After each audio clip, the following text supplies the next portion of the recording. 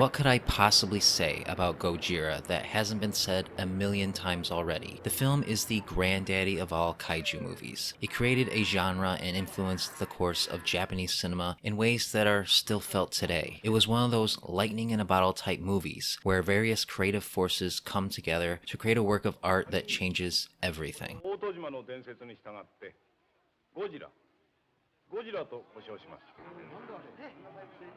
Gojira is about the end of the world. If the end of the world came in the form of a giant radioactive dinosaur. It of course sounds silly on paper, but like all good ideas, it's the execution that matters. And here, it is executed almost flawlessly. And the result is a timeless classic that spoke to an entire generation, allowing them to consider and cope with a national tragedy that still stung and lingered in their minds.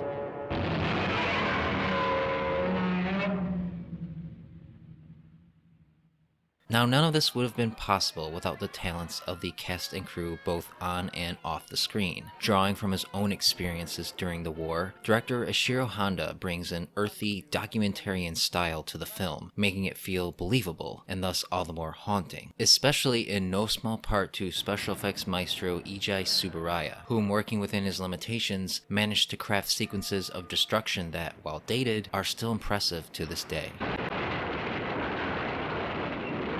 The human characters aren't the most complex, but their simplicity gives the story an elegance that grounds the extraordinary events within the mundane. Akira Takarada, Momomo Kochi, Akihiko Hirata, and Takahashi Shimura all bring their characters to life in subdued and relatable ways that make it easy to sympathize with them.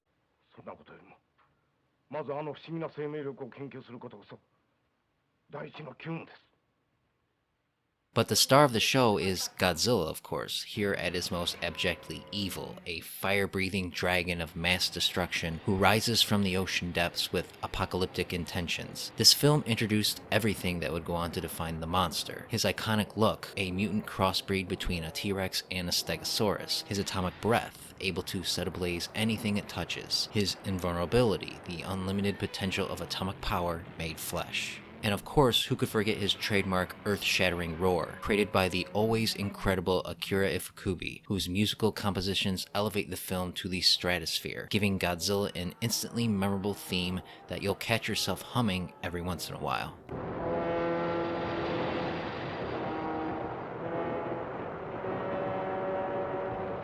With so many films in this franchise, most of them colorful, fun, and schlocky, it can be shocking for the uninitiated to discover just how dour and melancholic the original film is. Not content with being another by-the-numbers monster flick, Gojira is a mood piece that uses the blockbuster format to explore then modern-day concerns over mankind's pursuit for the next big superweapon, and the dangers of atomic power. As his name suggests, Godzilla is a living deity, a being who seeks to punish us for the sins of his creation. Man, woman, or child, it doesn't matter.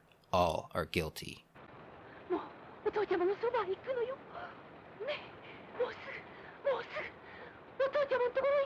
And so the film doesn't end with the beast dead, the city saved, and the hero victorious. While Godzilla does die, his death casts a dark shadow over the future of humanity. What hope do we have when good men unwittingly create superweapons? How can we survive when we have the power to create monsters? Gojira isn't your average Godzilla movie. It isn't even your average monster movie.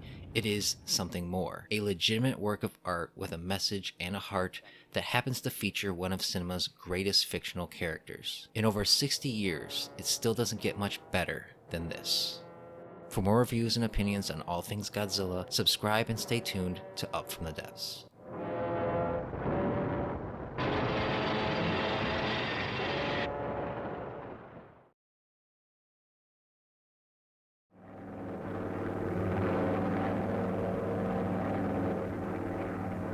Godzilla Raids Again is the antithesis of its predecessor. Whereas Gojira was made from the heart, Raids Again is a cash grab, a shoddily put together sequel rushed out a mere 6 months after Gojira hit theaters in an attempt to capitalize on its success. While Gojira was a meticulously crafted thriller acting as a cautionary tale, Raids Again is just another monster movie, though that is not to say that it doesn't have some merit.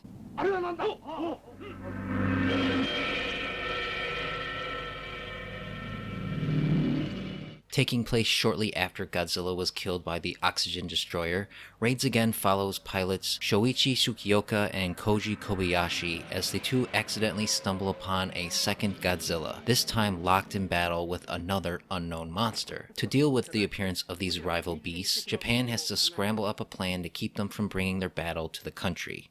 Godzilla Raids Again is noteworthy for many reasons, most of all for establishing the structure that would eventually define the majority of both the Godzilla franchise and kaiju films in general. It features Godzilla's first ever foe, Anguirus, an Ankylosaurus-type creature that would go on to become an ally to the King of the Monsters. The two duke it out in the middle of a city, this time Osaka, and of course, Godzilla wins, lighting poor Anguirus aflame with his atomic breath.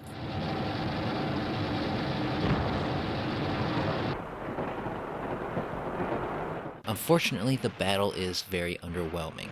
In fact, all of the monster action in this movie is underwhelming. No attempt is made to add any sense of scale or weight to the creatures, and so when Godzilla and Anguirus fight, it looks incredibly cheap. The two basically flop around, biting and snarling at each other awkwardly. This is no doubt a result of the rushed production. With Ishiro Honda unavailable, Toho called in director for hire Motoyoshi Oda, and the direction is as bland as you'd expect. The film has a very languid pace, despite making no attempts to build any tension. Godzilla and Anguirus just sort of appear, and from that point pop in and out of the film without any sense of real narrative purpose.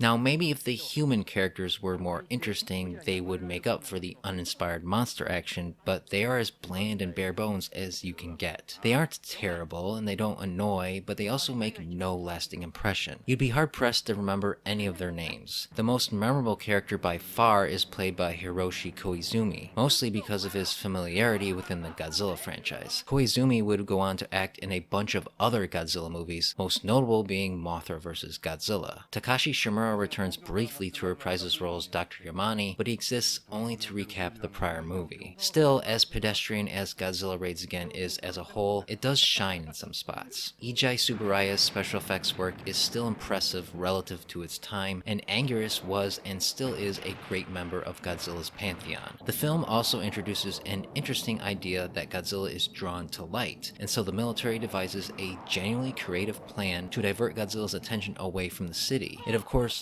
fails thanks to the efforts of a few bumbling convicts, but points for trying.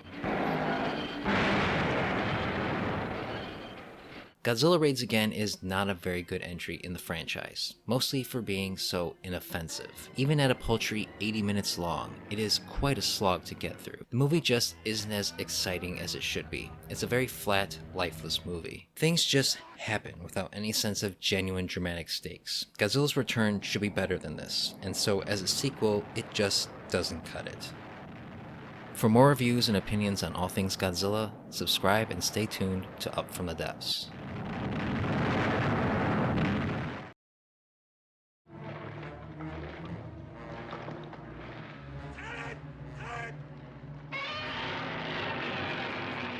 By 1962, Godzilla had been in hibernation for 7 years, and in that time, Toho Studio had built an impressive library of kaiju films, nearly all of which had proven successful. And so to celebrate the studio's 30th anniversary, Toho released King Kong vs. Godzilla, which finally brought the Big G back into the spotlight to face off against the very monster that inspired his creation. It was a rivalry of the ages, East against West, two icons battling it out for supremacy.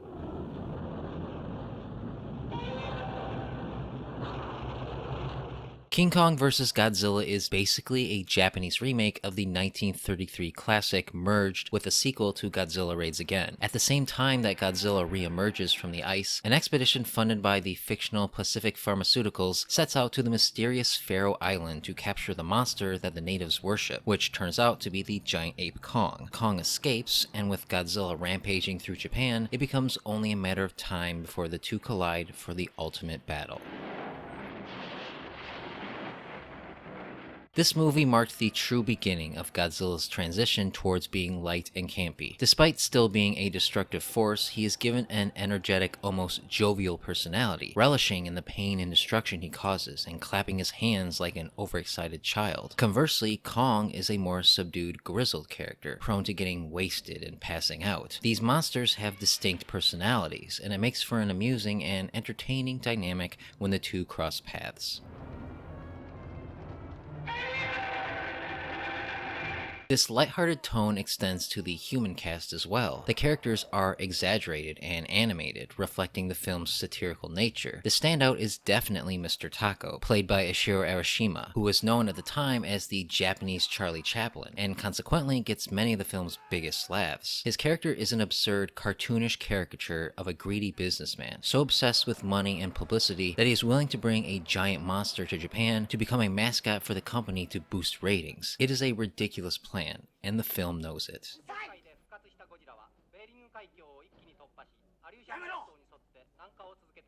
Indeed, what might surprise some first-time viewers is how self-aware King Kong vs. Godzilla really is. Much like Mothra the previous year, the film is a satirical critique of capitalism, specifically the rise of commercialism and advertising. The entire reason Kong is brought to Japan is one giant publicity stunt, and throughout the movie, characters talk about and place bets on the two creatures as if they were famous wrestlers. The movie doesn't take its premise seriously at all, and so you have to go in with the right mindset to really appreciate what it's trying to do.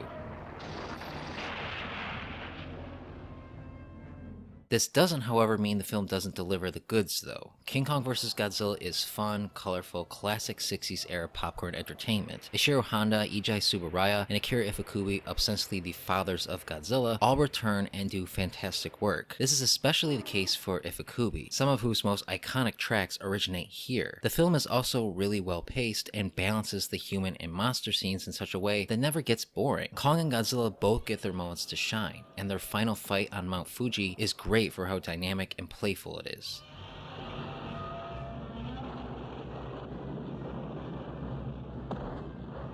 Despite how fun it is, however, King Kong vs. Godzilla does have some significant issues. The biggest flaw is unfortunately Kong himself. Simply put, he looks distractingly terrible here. Everything about him comes off as incredibly cheap and fake, and as a result, you'll spend a lot of time laughing at Kong, which detracts from his screen presence. And the film retcons or outright rewrites certain established characteristics of both monsters merely for the sake of the plot. Still, King Kong vs. Godzilla is one of the most important kaiju movies ever made, not just because it brought together two of cinema's most iconic monsters, and not just because it was incredibly financially successful, both in Japan and the US, but because without it, the Godzilla franchise might not have gotten its second wind. It set the standard for all the films that followed. Thus, the longevity of the series can be credited to this film. So in many ways, Godzilla owes his decades-long career to Kong. It may not be perfect, but King Kong vs. Godzilla is a gloriously entertaining entry in the franchise that should not be missed.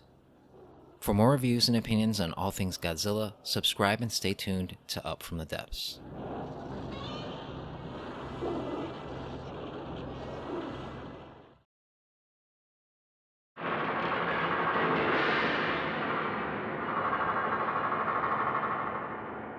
With King Kong vs. Godzilla being a resounding success for Toho, the studio wasted no time repeating the formula, deciding once again to pit Godzilla against another well-known adversary. This time, however, they had their own roster of monsters to choose from, and without a doubt, the most popular one at the time was Mothra, who was hot off the success of her own film, and so birthed Mothra vs. Godzilla, a film that has long been considered a high point of the early Shōwa Era Godzilla films.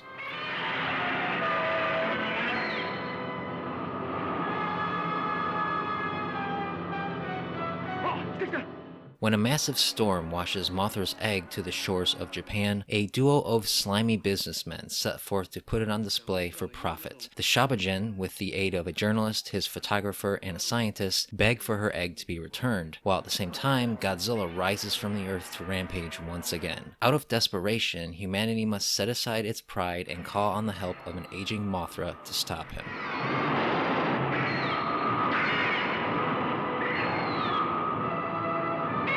Mothra vs. Godzilla is a more serious-minded film than its predecessor, reining in the goofiness in favor of a more earnest, meaningful experience. This is not to say that the film doesn't have its levity, but it achieves a balance between the campy and the sincere. Godzilla is back to being a pure villain again, and aside from a few clumsy moments, he's almost on par with the original, pushing his way through every plan the military has, further reinforcing how unstoppable and invincible he really is.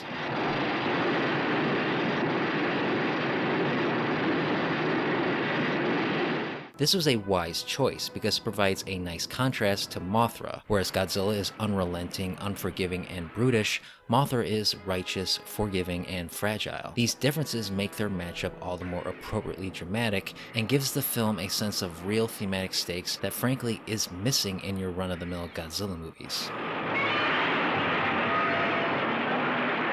There's also a great cast of characters here, and many of them are played by veterans of the franchise. Akira Takarada returns for the first but certainly not the last time, as does Hiroshi Koizumi and Kenji Sahara, this time playing against type as the villain. Newcomer Yuriko Hoshi makes a great first impression as the plucky photographer Junko, and Emi and Yumi Aito return as the Shabajin, lending their voices to some genuinely captivating songs.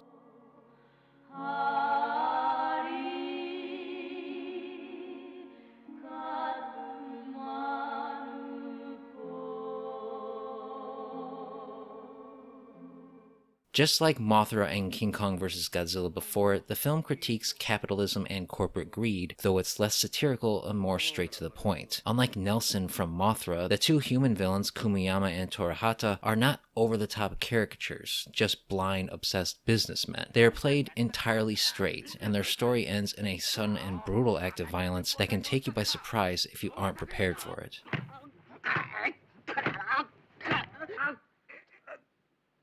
Ishiro Honda is at the top of his game here, as is Ijai Tsuburaya and Akira Ifukube, and together the two of them push the art of tokusatsu to new heights. The direction is thoughtful and brisk, the special effects legitimately great, and Ifukube's score proved so influential it continues to be reused to this day. The battle between Godzilla and the adult Mothra is the highlight, and while brief, it's visceral and surprisingly realistic. Mothra tries her best to keep Godzilla on the defensive, but all it takes is one blast of his atomic breath to take her down.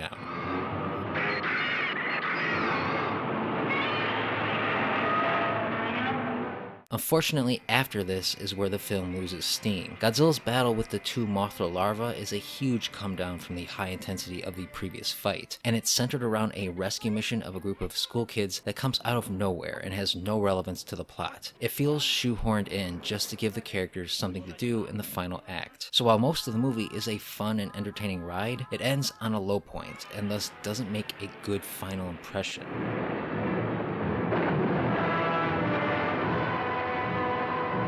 Admittedly, Mothra vs. Godzilla doesn't do much new. In fact, it outright copies the formula that had been used in prior films. What it does do, however, is further refine the elements that make up that formula into a better, more cohesive whole, and in this way it became the gold standard for all the films that followed. Despite suffering towards the end, for the most part, it is an exceptional monster movie, and a classic of the kaiju genre. For more reviews and opinions on all things Godzilla, subscribe and stay tuned to Up From the Depths.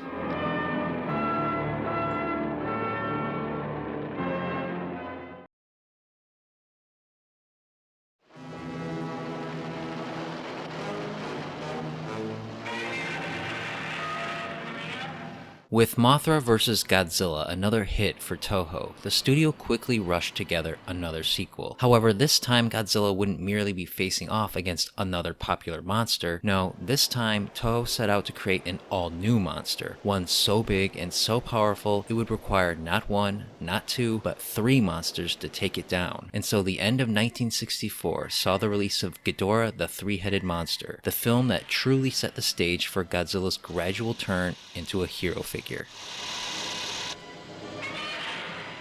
A strange meteorite lands in the forests of Japan, while at the same time a princess from a foreign land survives an assassination attempt, only to turn up proclaiming to be an alien prophesizing the end of the world. As her predictions begin to come true, and Godzilla and Rodan both awaken to wreak havoc, a young reporter and her cop brother work to keep the princess safe from her assassins, while Mothra attempts to unite Godzilla and Rodan against a common enemy, King Ghidorah, the three-headed space monster that hatches from the meteor with the goal of destroying planet Earth.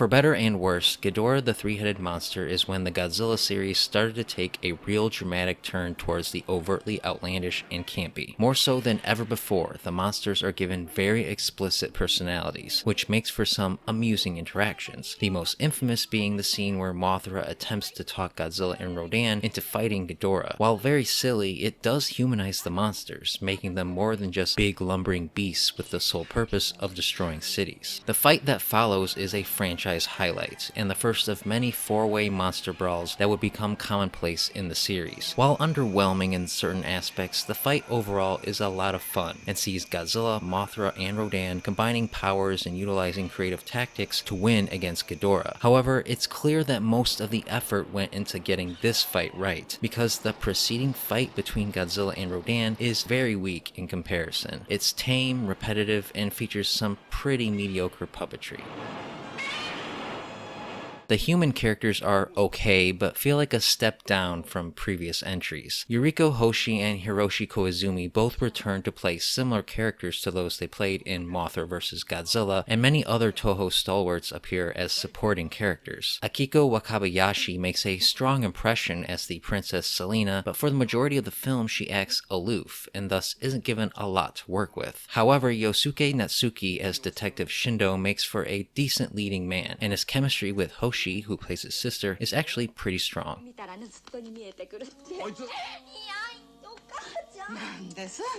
The film's biggest issue, though, is that there is a huge disconnect between the human storyline and the monsters. While most of the previous films were able to connect what the human characters were doing to the monsters in some way, here the two have almost nothing to do with each other, making it kind of hard to get invested in what's going on. As a result, you'll spend a lot of time wishing it would just cut back to the monsters, a feeling only amplified by how entertaining most of the kaiju action actually is. You want more than what the film is capable of giving you, leaving you feeling dissatisfied.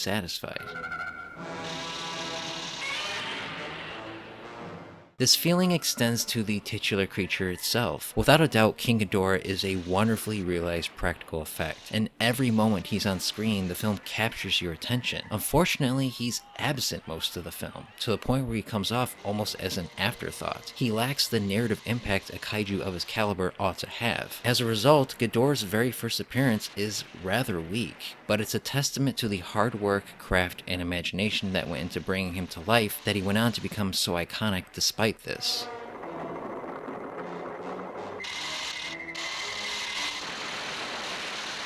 Ghidorah the three-headed monster is a very flawed but undeniably ambitious entry in the Godzilla franchise, especially given its absurdly short production schedule. The things it does well, mainly Ghidorah and the climactic fight at the end, it does really well, but it's hampered by a story full of half-baked ideas that feels disconnected from the monster action, and some of the special effects aren't quite up to the caliber you come to expect from these movies at this point. It feels like a rush job. However, unlike Godzilla Raids Again, and under Ishiro Honda's guiding hand, Ghidorah the three-headed monster still manages to generate the kind of cheesy thrills that would go on to define the franchise, all while introducing Godzilla's most iconic enemy. It's an important film, and should not be skipped by any Godzilla fan. For more reviews and opinions on all things Godzilla, subscribe and stay tuned to Up From the Depths.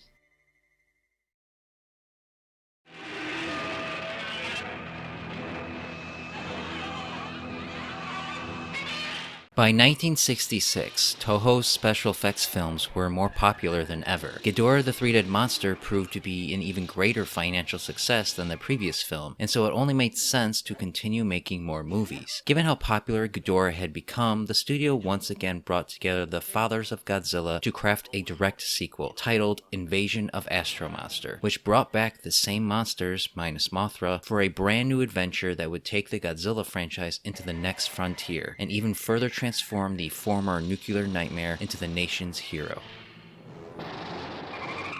It is the distant future of 1960X, and astronauts Fuji and Glenn are on a two-man mission to explore the mysterious Planet X. There they discover its inhabitants, the Exilians, are being tormented by King Ghidorah, and in a desperate bid to rid themselves of the monster, the aliens call for the aid of Godzilla and Rodan to help them. Humanity kindly obliges, hoping to establish positive relations with this seemingly peaceful alien race. But all is not as it appears, and it turns out that Planet X has other far more dastardly plans for Earth. Invasion of Astro-Monster is another notable milestone for the Godzilla franchise. It is the very first film to feature alien invaders who use mind-controlled monsters to attack the Earth, a plot device that would become increasingly prevalent as the series went on. It is also the first Godzilla movie Toho co-produced with an American studio. As a result, the film stars an American actor, Nick Adams, who speaks English alongside the rest of the Japanese cast. This, along with the almost Buck Rogers-esque science fiction story and setting, gives the film a more distinctly Western flavor that makes it more accessible to American audiences.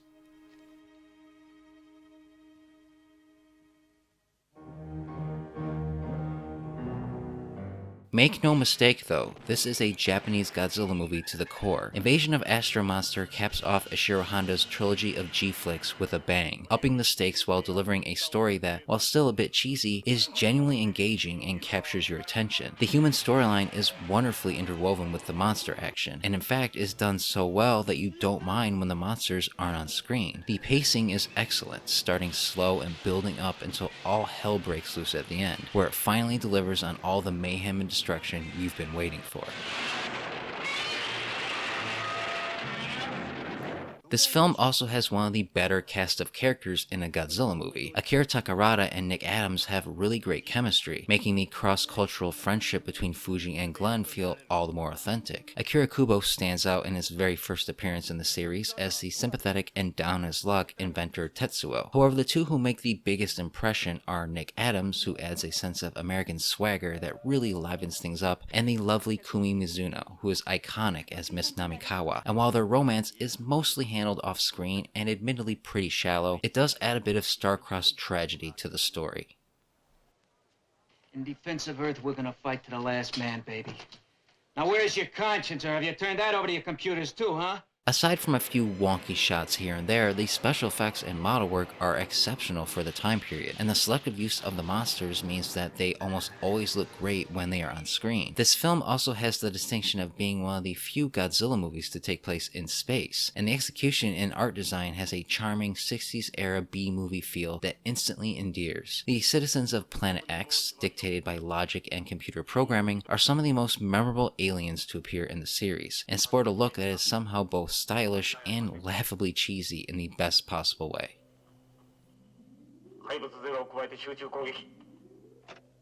Unfortunately, this film also has the distinction of being the first entry in the series to use stock footage from prior movies. Moments from Rodan and Mothra are reused during the big final destruction sequence, and while only die-hard eagle-eyed viewers will notice, it did set a bad precedent for future films while cheapening this one a little. Also, as good as the movie and overall story is, there's no denying that the monsters do kind of feel like an afterthought, and the plan of the Exilians doesn't really make sense when you think about it. However, none of these issues takes much away from the overall enjoyability of Invasion of Astro-Monster. It sports an engaging science fiction story, quick but intense high-quality monster action, above-average characters, and fantastic special effects and art direction that is frankly of higher quality than a lot of similar kinds of films of this era. It is a superior sequel to Ghidorah the Three-Headed Monster, and a testament to the importance of plot and character even in a silly monster movie. It arguably just might be the best entry of the Godzilla series to come out of this decade, making it one of the most accessible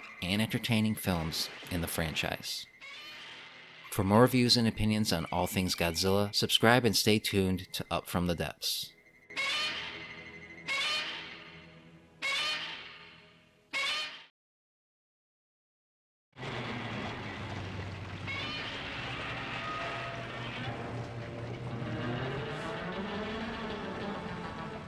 While Invasion of Astro-Monster arguably proved to be a high point for the Godzilla franchise up to that point, the film ended up doing less at the box office than expected. And so to cut costs for the follow-up, Toho reduced the budget, brought in an entirely new production team, and began to shift the focus of the series to appeal more to children and teenagers. And so this is how we ended up with Ebirah, Horror of the Deep, a decidedly different kind of Godzilla movie than those that came before it.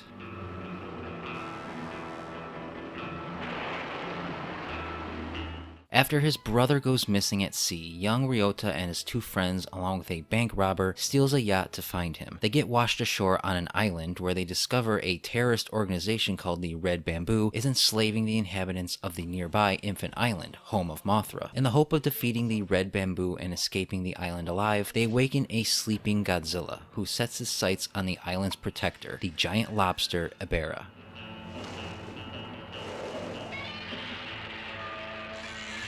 Ebirah, Horror of the Deep moved the series from its more global science fiction based roots to a more low-key remote setting. Since the entirety of the movie takes place on an island, there are no city destruction scenes, an intentional omission made in an effort to reduce costs. While this definitely makes the film feel smaller in scope compared to the previous films, the island setting makes for a more exotic, adventurous tone that adds a bit of freshness to the franchise, which at the time was starting to grow stale.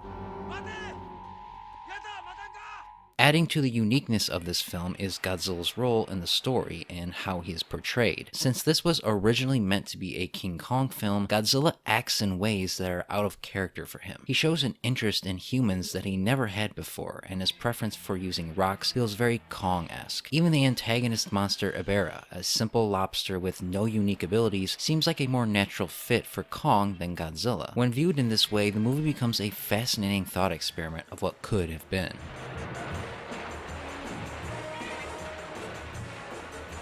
It's a shame then that the actual finished product isn't nearly as interesting as its production. Reflecting its budget, Ebirah marks a significant decline in quality for the series. The plot is contrived, providing the barest framework for getting the characters to the island, and the characters themselves are rather bland and make some very questionable decisions just for the sake of moving the plot forward. Akira Takarada stands out the most as Yoshimura, a bank robber with a heart of gold. Akihiko Hirata also returns sporting an eye patch once again as the Red Bamboo leader, along with Kumi Mizuno as Dio, a native of Infant Island who escapes and tags along with the gang as they manage to be a thorn in the side of one of cinema's most incompetent terrorist organizations.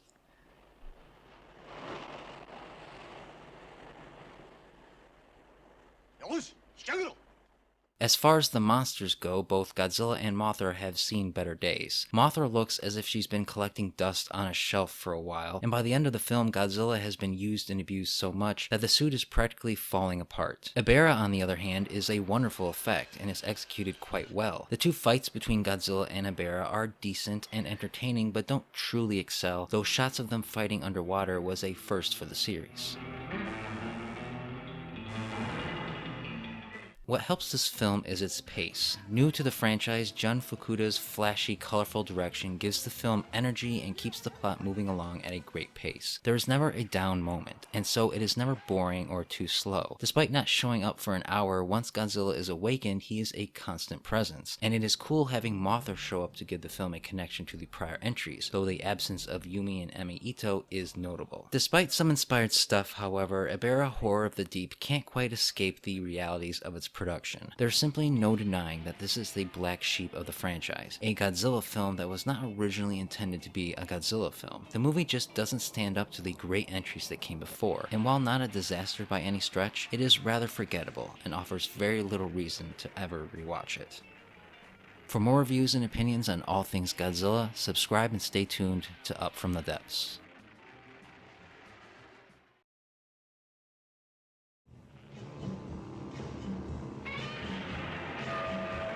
By the time Ebirah, Horror of the Deep was released, it was becoming clear that the Godzilla franchise was starting to lose steam. Ishiro Honda, Eiji Tsuburaya, and Akira Ifukube were all working on other films, and as budgets continued to be slashed, and as the kaiju genre began appealing more to children, Godzilla was quickly losing his edge. So, in an effort to appeal to younger audiences, Toho did the unthinkable. They gave Godzilla a kid of his own, and thus the Son of Godzilla was born, a creative choice that still proves controversial to this day.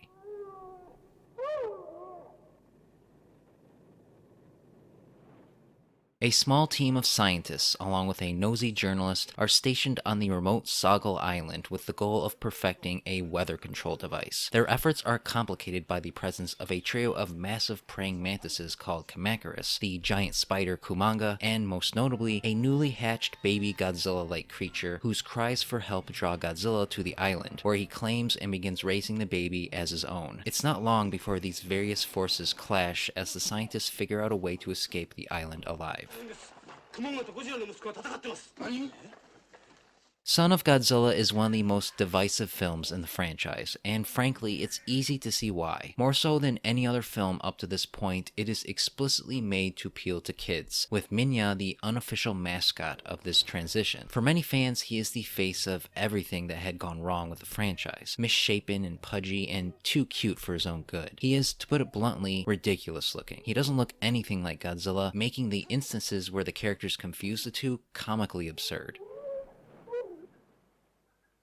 And yet, this doesn't take away from the overall enjoyability of the film. Despite the desperate nature of the premise, Son of Godzilla is an immensely fun and colorful film that never bores. The tropical island setting is better utilized here than was in the previous film, providing a logical backdrop to the weather control experiment that the human characters take part in, which is an intriguing premise that hooks you fairly quickly. The giant insects that populate the island also make for naturally threatening monsters that, in a rarity for the franchise, provide an immediate threat to the characters.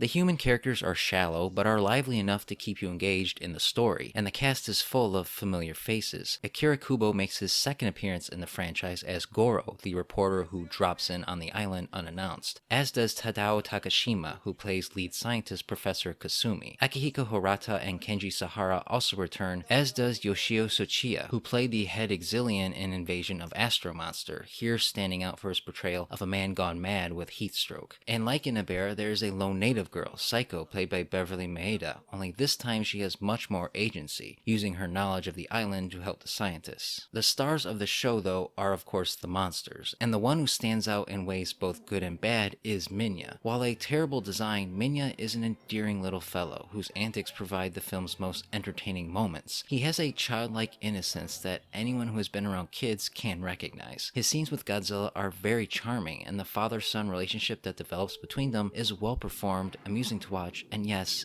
even heartwarming.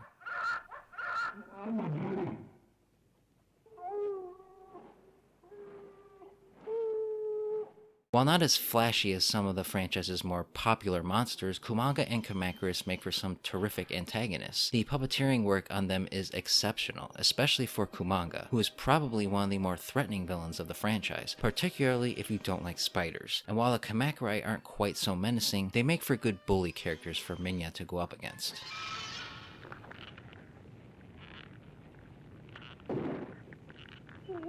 Jun Fukuda returns in the director's seat, and like with Ebirah, he gives the film a colorful energy that makes it non-stop fun. There are some really great shot compositions, and the sound design does a wonderful job conveying the emotions of the monsters without dialogue, while Masaru Sato's score is both bouncy and suspenseful when appropriate, fitting the tone of the story perfectly.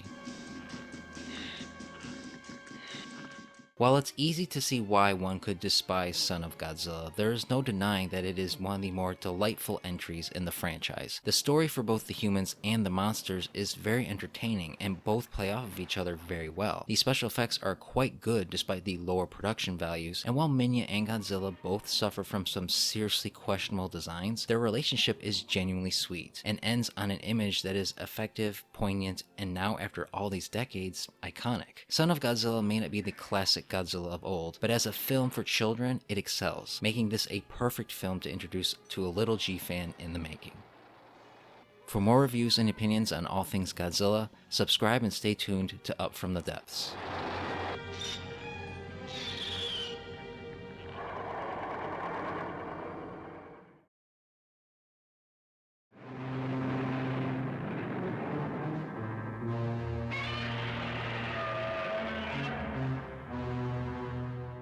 After Son of Godzilla, it was readily apparent that the Godzilla series and kaiju films in general were on the decline, with each film making less than the last. And so Toho and producer Tomoyuki Tanaka, feeling like they had run out of ideas, decided it was time to put Godzilla to rest. Thus, Destroy All Monsters was intended to be the grand finale of a franchise that had run for over a decade. And to end it right, Toho brought in original series director Ishiro Honda, increased the budget, and stuffed as many of their classic creatures into the film as possible, all in an effort to conclude the series with as big a bang as possible.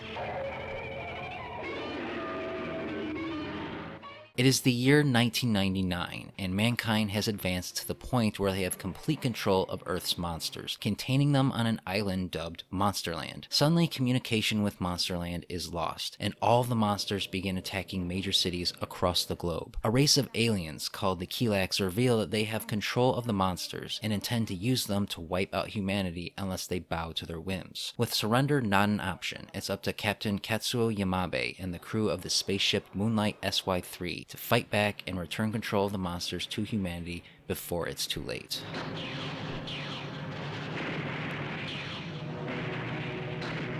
Destroy All Monsters is a true love letter to the house that Toho built. With a whopping 11 monsters, at the time it broke new ground, featuring elaborate set pieces of mayhem and destruction with multiple monsters on screen at once. These sequences required complex planning and coordination by the entire crew, and so it comes as no surprise that these sequences provide the film its greatest moments, the most memorable being the big fight at the end where all the monsters gang up on King Ghidorah. While short, it is immensely entertaining, serving as a celebration of a genre that had delighted an entire generation.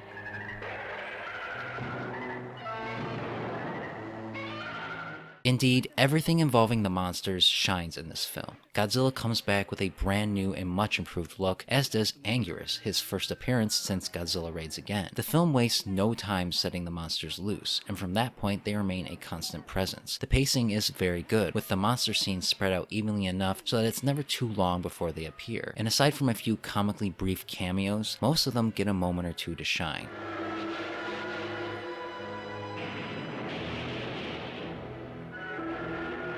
This is a good thing, because the human drama in between the monster action leaves much to be desired. Destroy All Monsters is a true blockbuster in the sense that spectacle takes clear priority over plot or giving the audience anyone to connect with. More so than many of the films that came before it, the characters here are especially bland. Akira Kubo returns for the third time as leading man Captain Katsuo, the righteous hero who can do no wrong, while Yukiko Kobayashi plays his girlfriend Kyoko, whom he must save from the mind control of the Kilax. The rest of the cast is rounded out by a host of familiar faces, but they exist merely as expository devices to push the plot forward.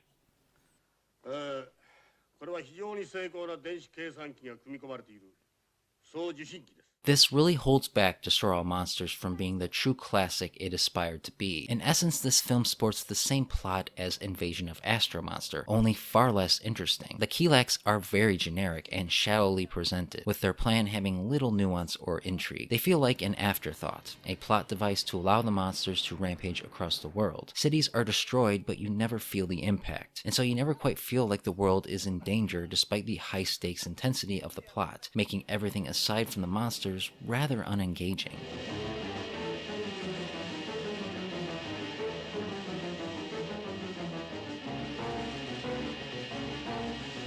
What truly saves this movie, though, is the action and overall production quality. Since Ijai Tsuburaya's health was waning at the time, his protege Sadamasa Arakawa took his role as special effects director, and he proved more than up to the task, as Destroy All Monsters has some of the best effects work of the series. The all-out assault on Tokyo in the middle of the film is a highlight, an amalgamation of everything you love about 1960s era tokusatsu. Akira Ifukube also does some of his best work here, giving the film one of his many instantly memorable themes that won't leave your head for days. And so Destroy All Monsters is not the perfect swan song for the franchise, as was intended. It contains a pretty basic bare-bones plot that only exists as a vehicle for the special effects, and the characters are pretty uninspired and make the stuff between the monster sequences a chore to get through. But it is worth it because everything involving the monsters is great. It pushed the art form of tokusatsu even further and gave the franchise one of its most memorable fights. While it may be severely lacking as far as the story is concerned, as a piece of technical wizardry it inspires, and therefore is a must-see Godzilla movie worthy of your time.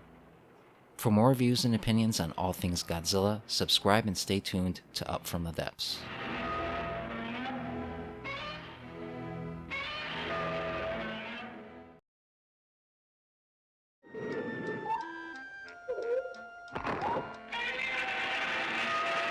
While Destroy All Monsters was originally meant to be Godzilla's swan song, it did well enough to convince producer Tomoyuki Tanaka and Toho that there was still some gas left in the franchise. Inspired by the success of the rival Gamera series, which was made for children on the cheap, it was decided that the next Godzilla film would follow this model, and so All Monsters Attack marked a major turn for Godzilla, shifting the series even further from its roots for the sole purpose of delighting the next generation who knew nothing of the horrors that inspired his creation. A young boy named Ishiro lives a lonely life, bullied by other kids and left to fend for himself by his absentee working-class parents. A huge fan of Godzilla, he retreats into his own mind, using his imagination to visit Monster Island, where he gets to watch Godzilla fight other monsters and hang out with his son Minya, who is also being bullied by a monster named Ghidorah. When two bumbling bank robbers kidnap him, Ishiro, emboldened by the lessons he learned on Monster Island, must stand up for himself if he wants to escape their grasp.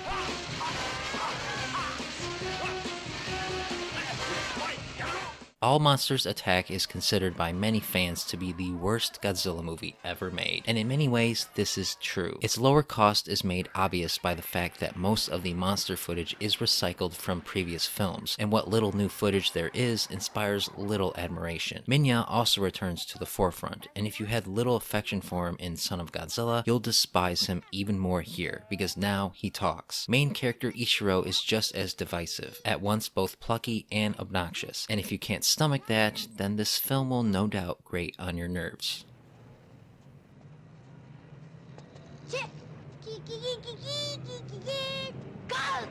Given all this, it'd be easy to deem All Monsters Attack as completely worthless, as it offers little quality kaiju action, but as a piece of Godzilla history, it does have merit. Director Ishiro Honda manages to elevate a cash grab, giving it a little more depth than you might expect. More so than many entries in the franchise, this film is a product of its time, a glimpse into the experiences of many kids at the time, and the effect post-World War II industrial Japan was having on working-class families. Indeed, structurally and thematically, the film is quite clever. All Monsters Attack is the only entry in the series where the reality of Godzilla, or any kaiju for that matter, is called into question. Since every sequence featuring a monster takes place inside Ichiro's head, it is implied that the film takes place in the real world, where Godzilla is merely a fictional character, and Ichiro is just one of his many fans. This adds an extra layer of meta complexity that no other Godzilla film has had since, and for all this film's problems, this is respectable.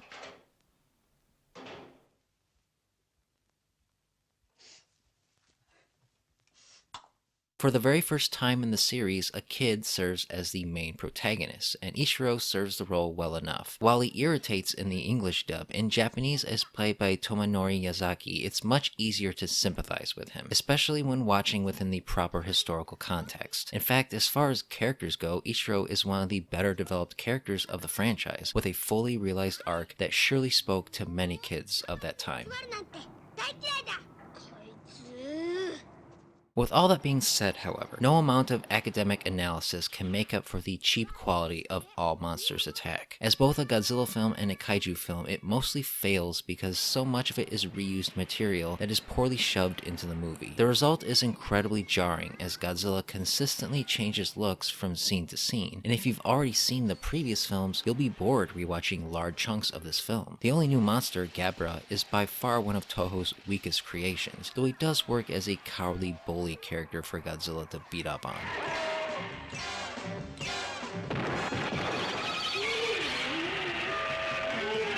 While the first half is decent enough as a sort of Saturday afternoon kaiju special, once Ichiro gets kidnapped by the two bumbling bank robbers, the film suffers, as all pretense of this being a Godzilla film is dropped in favor of slapstick situational comedy, and not a particularly good one. The robbers are comically moronic, to the point where all believability is thrown out of the window, which is when you have to remember that this movie is meant for little kids.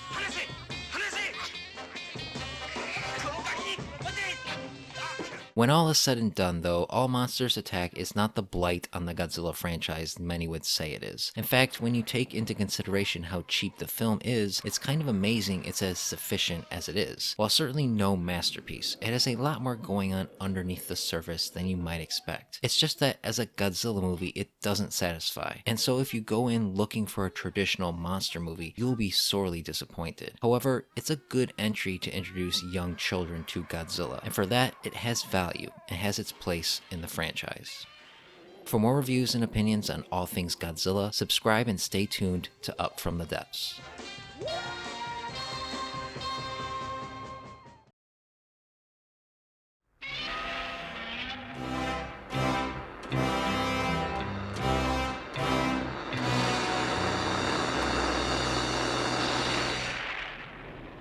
With All Monsters Attack, Toho managed to figure out a way to keep the Godzilla franchise going with smaller budgets and an explicit focus on appealing to kids. Producer Tomoyuki Tanaka, still determined to keep the series going, decided it was time to inject some new blood into the series, and found a fresh new talent by the name of Yoshimitsu Banno to do just that. And so with near full creative control, Banno went on to direct Godzilla vs. Hedorah, a film that still remains the most bizarre entry of the series. After Dr. Yano and his son Ken are attacked by an aggressive tadpole-like creature, they determine that it is an alien life form that feeds on man-made pollution. Named Hedorah, it begins to grow and mutate, terrorizing Japan with its toxic sludge. Hedorah proves to be a difficult foe, and so it is up to the combined might of Godzilla and the ingenuity of man to figure out a way to stop him before the entire planet is reduced to waste.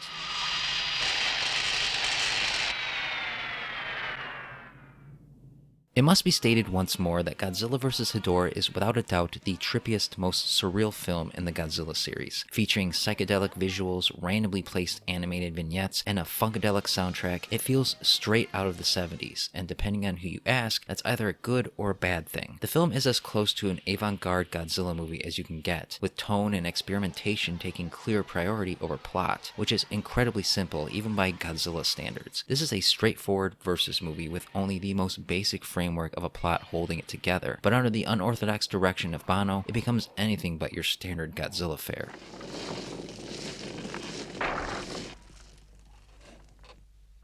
The most interesting aspect of this film is Hedorah himself. Conceptually, he makes for one of Godzilla's most fascinating foes, a constantly evolving but not so subtle metaphor for the pollution plaguing Japan at the time. His design is wonderful, and the special effects work that went into bringing him to life is top-notch. He displays a multitude of deadly abilities that manage to give Godzilla a harder time than he is used to, and the two scrap it out almost throughout the entire film.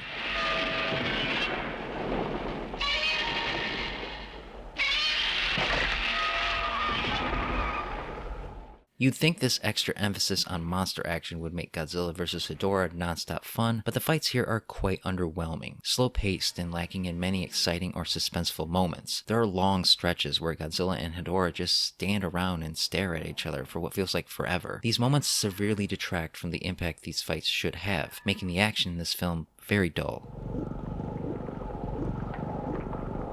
The characters are all cardboard cutouts, existing merely as human vessels to move the plot forward. The two who matter the most are Dr. Yano, played by Akira Yamauchi, and his son Ken by Hiroyuki Kawase. These two appear to be the only people smart enough to figure out what Hedorah is and how to stop him, and Ken in particular does make for a solid protagonist for kids to latch onto. He's always rooting for Godzilla and shows a keen sense of forward thinking, which, while not exactly realistic, does make him likable.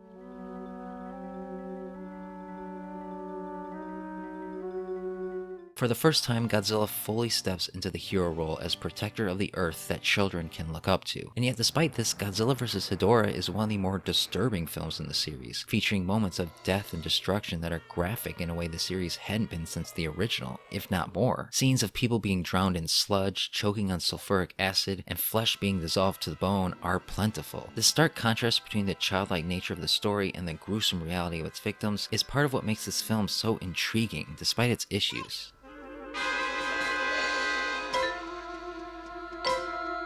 Indeed, even with so much interesting stuff going on, Godzilla vs. Hedorah never quite excels. It is all style and no substance. Characters have no purpose other than to act as POVs through which to view the action, and as such often act illogical, purposely putting themselves in harm's way. So disposable are the characters that the last 20 minutes forgets about them as it focuses exclusively on the final fight between Godzilla and Hedorah, which, while often too slow, does contain some good moments. The most infamous being when Godzilla uses his atomic breath to fly. It's hands down one of the most creatively insane moments in Godzilla's history.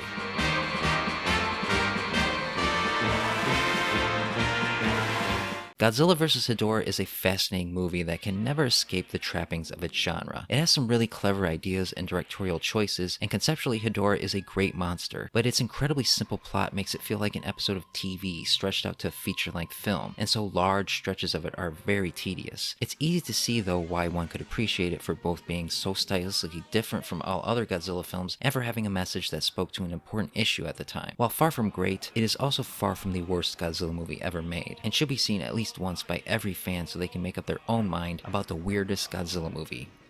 For more reviews and opinions on all things Godzilla, subscribe and stay tuned to Up From the Depths.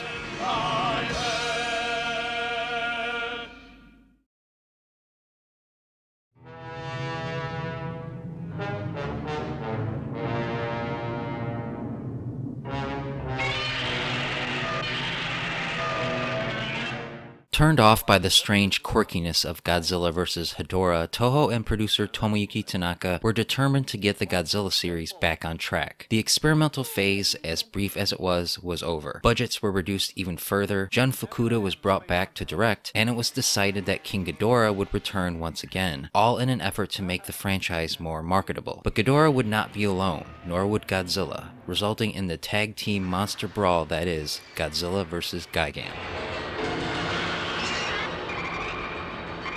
Down on his luck manga artist Gengo is hired to do conceptual work for World Children's Land, an amusement park based around Earth's monsters. Upon running into a woman looking for a brother, Gengo and his friends discover the park is a front for extraterrestrial cockroaches who plan on conquering the Earth with the help of King Ghidorah and their own monster, the cyborg Gigan. With the Earth in danger once again, Godzilla and Anguirus leave their home on Monster Island and head for Japan to fight for their planet.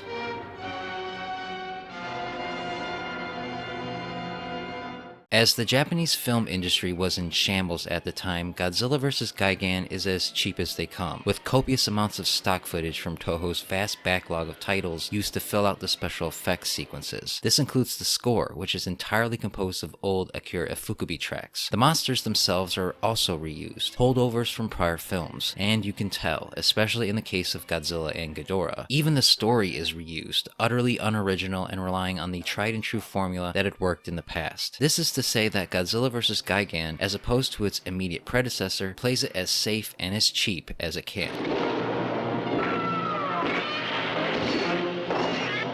And yet the film strangely works on many levels despite these glaring faults. Despite yet another alien invasion plot, the alien cockroaches, who hail from the space hunter Nebula M, are significantly more interesting than the Kilax were in Destroy All Monsters, and their plot, while kind of nonsensical, generates a nice bit of intrigue for the characters to stick their noses in. And speaking of the characters, they are quite entertaining here, quirky and funny in a way that makes it easy to get invested in them. Gengo in particular, played by Hiroshi Ishikawa, is a rather unique protagonist whose profession makes him very relatable. The other standout is Tomoko, played by the striking Yuriko Hishimi, Gengo's no-nonsense girlfriend who can kick butt better than any of the men can.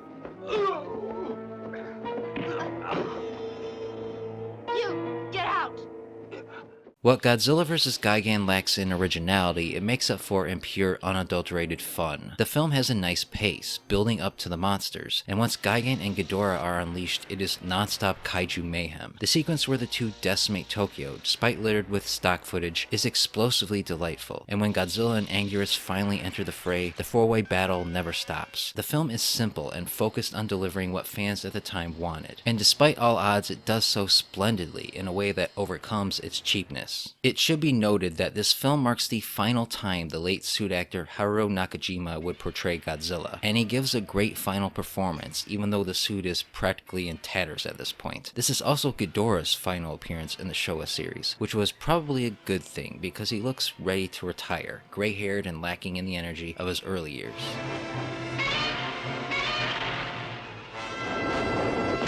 The only new monster is the titular Gigan, and he makes a great first impression. The over-the-top nature of his design makes him stand out amongst Toho's then ever-growing cast of kaiju. Covered in head-to-toe with blades, he is a convincingly threatening enemy for Godzilla to fight against, making it no surprise he would go on to become a fan favorite. Anguirus makes a much-welcomed return, and while he is constantly being beaten on, his never-give-up attitude makes him an incredibly sympathetic sidekick for Godzilla. Their friendship is one of the most enjoyable aspects of the film that the franchise unfortunately never capitalized on again.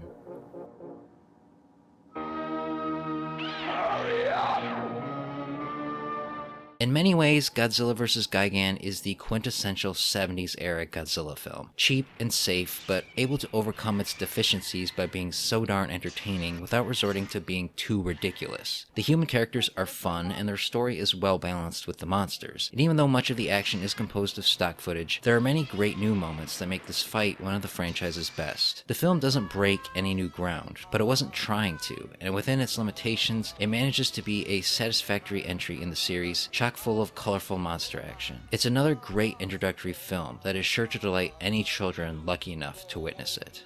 For more reviews and opinions on all things Godzilla, subscribe and stay tuned to Up From the Depths.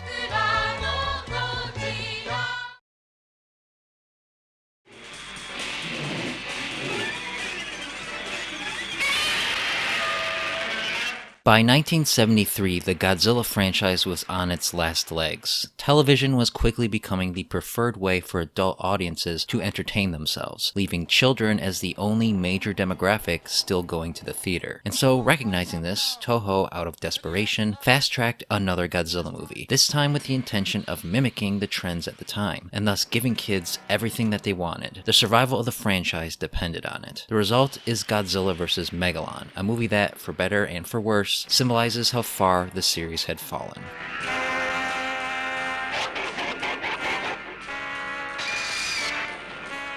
An inventor named Goro, along with his younger brother and close friend, finds themselves being stalked by a duo of mysterious men, and discovers that they are the agents of Seatopia, an underground civilization that seeks to punish the surface dwellers for their reckless atomic bomb testing. To accomplish this, they send their god monster Megalon to destroy everything in its path. Soon, Goro's robot Jet Jaguar sets it upon himself to fight Megalon, but when Gigan shows up to add to the trouble, it's up to Godzilla to come to the rescue and help Jet Jaguar fight back.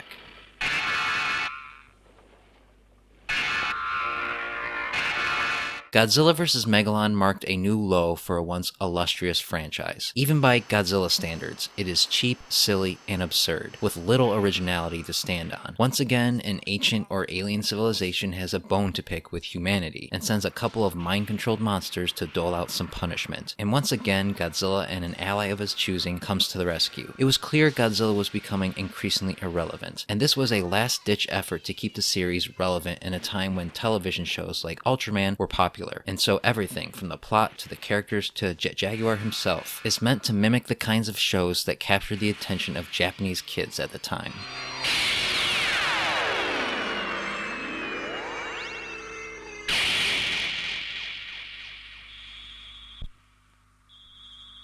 Given this, there's little actual plot to speak of, and what little of it there is exists merely as a reason for the monsters to do their thing. This is unfortunate because there are some interesting concepts in the film. In a more thought out film, Zootopia could have had some potential to be quite fascinating, but here it is presented as an afterthought. The one-dimensional characters also act in ways that are unnatural just to move the plot towards the inevitable monster brawl. More so than almost any other Godzilla movie, it is clear that this story exists only to serve as an excuse for rubber monsters to punch each other. And punch each other well they do. For all its many faults, Godzilla vs. Megalon excels in delivering exactly what it set out to, and nothing more. Much like Godzilla vs. Gigan before it, the film doesn't waste much time before bringing the action, and once it gets going, it rarely lets up. The final fight, which takes up the last third of the film, is a fever dream of rubber-suited monster mayhem, and is thus a joy to watch. All four monsters are genuine characters with discernible personalities that kids can latch onto, with Godzilla and Jet Jaguar paragons of virtue, and Megalon and Gigan cackling bullies who need to be taught a lesson. There are some gloriously goofy moments that are sure to make you crack a smile as long as you remember not to take it seriously. It's non-stop goofy fun that makes everything that came before it worth the wait.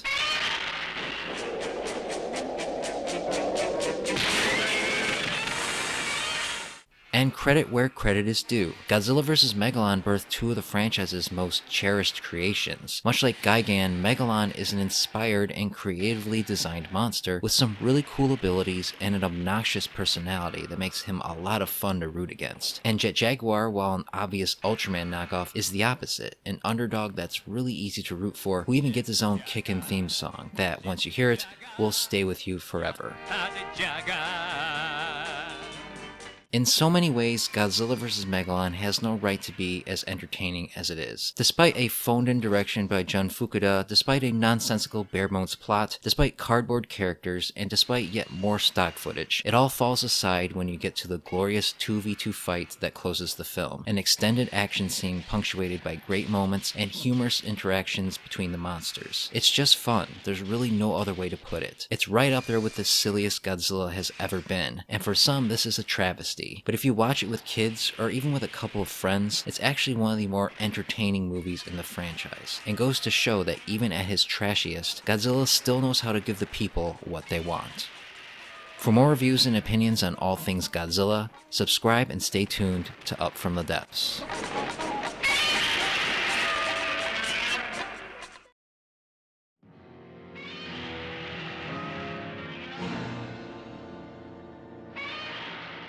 Even with drastic cuts to the budget, Godzilla vs. Megalon was a flop at the box office, seemingly proving that Japanese audiences just weren't interested in Godzilla anymore. But Toho wasn't ready to give up just yet, and with the 20th anniversary of the series coming, it was decided to give Godzilla an adversary worthy of the occasion. And what could be a more worthy foe than a robot doppelganger of the Big G himself? Thus the mighty Mechagodzilla was born, ready to face off against Godzilla in the aptly titled Godzilla vs. Mechagodzilla.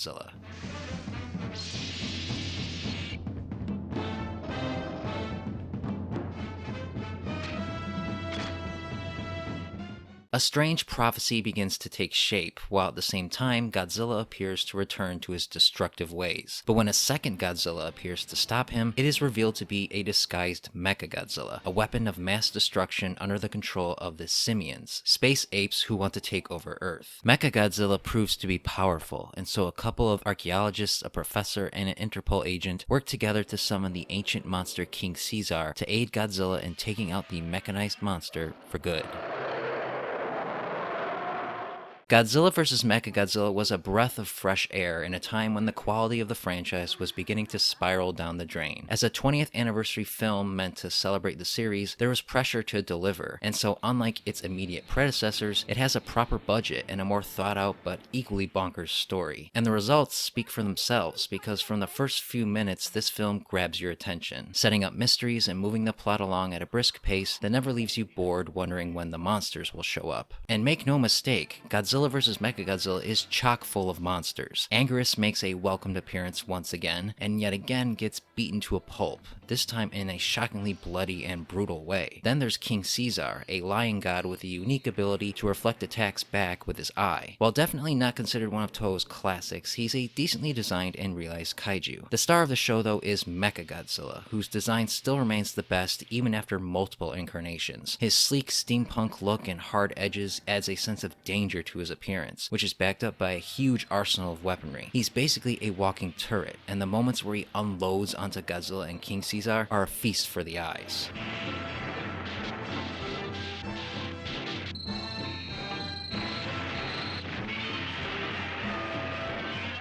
Luckily though, even when the monsters aren't on screen, there's a decent sized cast of characters that, while one-dimensional, are likably tenacious and clever, to the point where they make the bad guys look stupid. The standout character is the Interpol agent Nambara, played by Shin Kishida. The guy oozes cool, and the film plays him like a bad guy until his real mission is revealed. This film also sees the return of a few familiar faces, the most notable being Akihiko Hirata as Professor Miyajima, a man forced to work on Mechagodzilla against his will. Goro Mutsumi also makes a strong impression as the leader of the Simians, a man so cocky and evil, it becomes a joy to watch him fail. Godzilla vs. Mechagodzilla's greatest strength, though, is its pace and overall production value. The film returns to the more complex storytelling of the 60s era films while still retaining the faster pace of the 70s, and the result is a happy medium that balances human plots and monster action very well. There's always something interesting going on, some mystery to be solved, and while the plot doesn't always hold up to scrutiny, you'll be too busy bobbing your head to Masaru Sato's catchy soundtrack and enjoying Jun Fukuda's energetic direction to care too much. The special effects are up to the standards of the series' golden era, and the monster fights are fun, creative, and explosive without being laughably goofy like the last few films.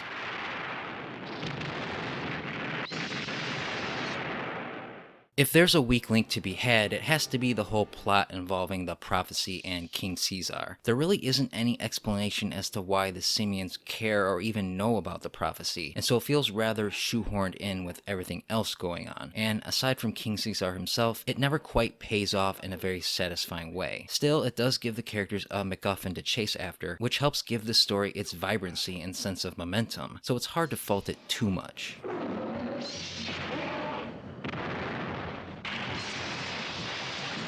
Godzilla vs. Mechagodzilla is a quality entry in the franchise, one it desperately needed at the time of its original release. While still clearly a 70s era Godzilla film, it actually has the budget to properly bring the story and its monsters to life. And while it doesn't reinvent the wheel, it does inject some new ideas into a familiar concept in such a way that makes it feel a bit more fresh. Most importantly, however, it introduced an inspired new villain into the Godzilla mythos, one that would go on to become one of the franchise's most popular and recognizable monsters on par with Mothra and King Ghidorah. Wacky but also somehow reserved, this film is packed with everything a Godzilla fan could love. For more reviews and opinions on all things Godzilla, subscribe and stay tuned to Up From the Depths.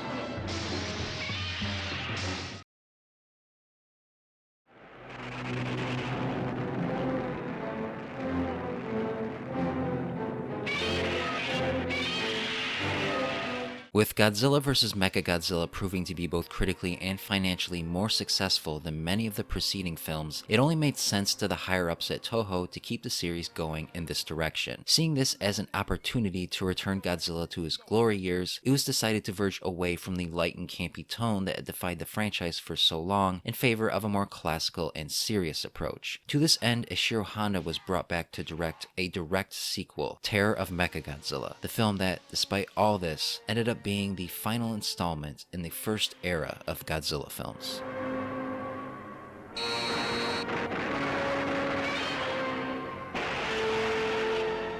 As Interpol searches for the remains of Mechagodzilla, they are attacked by an aquatic dinosaur called Titanosaurus. The encounter puts them on the trail of the mysterious Dr. Mifune, a mad scientist with a grudge against mankind who owes the life of his daughter Katsura to the Simians, who have turned her into a cyborg and are repairing Mechagodzilla for a second attempt at conquering Earth. Under the control of a conflicted Katsura, Titanosaurus and Mechagodzilla attack Tokyo, leaving Godzilla to face off against them all on his own.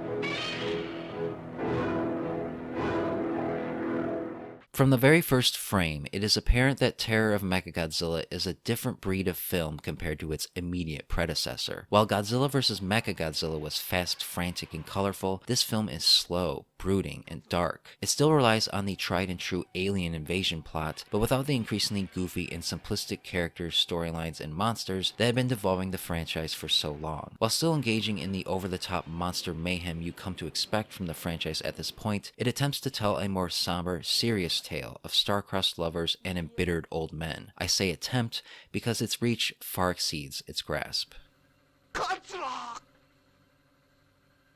Indeed, Terror of Mechagodzilla never feels like it ever fulfills its potential. The story in concept is actually quite compelling, and there are themes and ideas that, had they been fleshed out, would have made for an enthralling story. But alas, it all feels crammed into a short, by even Godzilla standards, 80-minute runtime. And because of this, the drama at the center never manifests into anything beyond the shallow and conventional. Add on top of that the slow, methodical pace, and you have a Godzilla movie that feels a bit drab.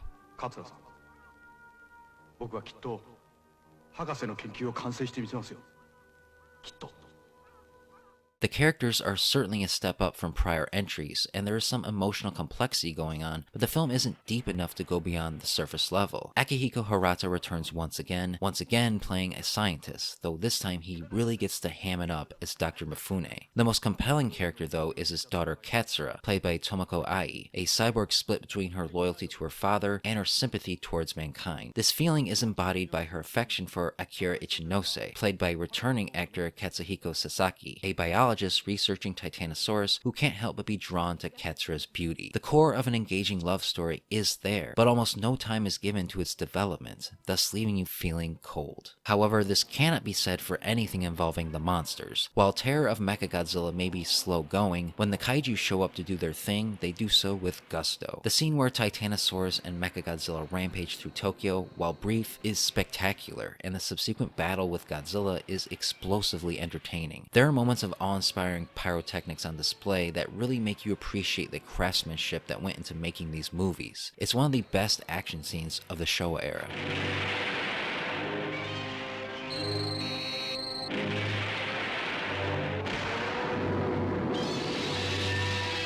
And there's no denying that Terror of Mechagodzilla benefits from the return of both Ishiro Honda and Akira Ifukube. While perhaps not as sharp as his previous works, Honda's direction makes the film feel like a classic golden era Godzilla film. And Ifukube's score, which is less bombastic than many of his previous scores, suits the dark, brooding nature of the story. The new monster Titanosaurus also feels like a return to the past, a creature lacking the flashiness of Megalon or Gigan. While maybe not the most memorable kaiju, his simple design, distinct roar, and sympathetic nature arguably make him one of the most underrated.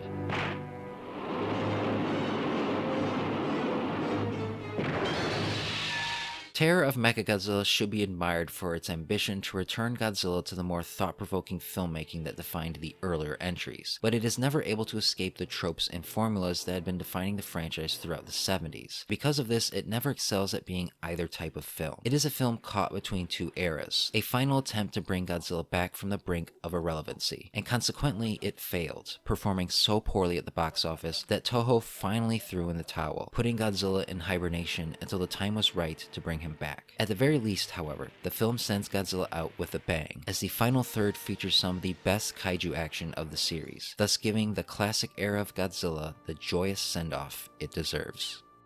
For more reviews and opinions on all things Godzilla, subscribe and stay tuned to Up From the Depths.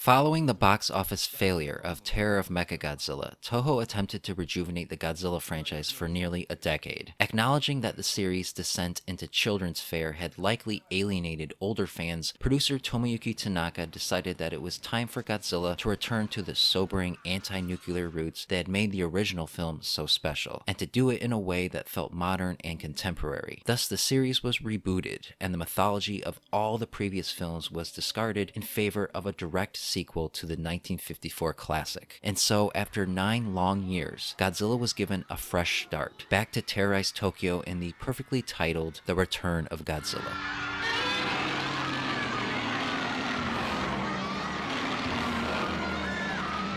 Reporter Goro Maki stumbles upon a deserted fishing ship, the Yahata Maru, with the sole survivor claiming to have seen a giant monster emerging from an erupting volcano. Quickly, it becomes apparent that Godzilla is back, and following the sinking of a Soviet nuclear sub, Japan and the major nations of the world scramble to figure out a way to stop him from coming ashore. Soon after, he does exactly this, and as tensions mount as Godzilla makes his way through Tokyo, the survival of Japan and the human race at large is left hanging in the balance.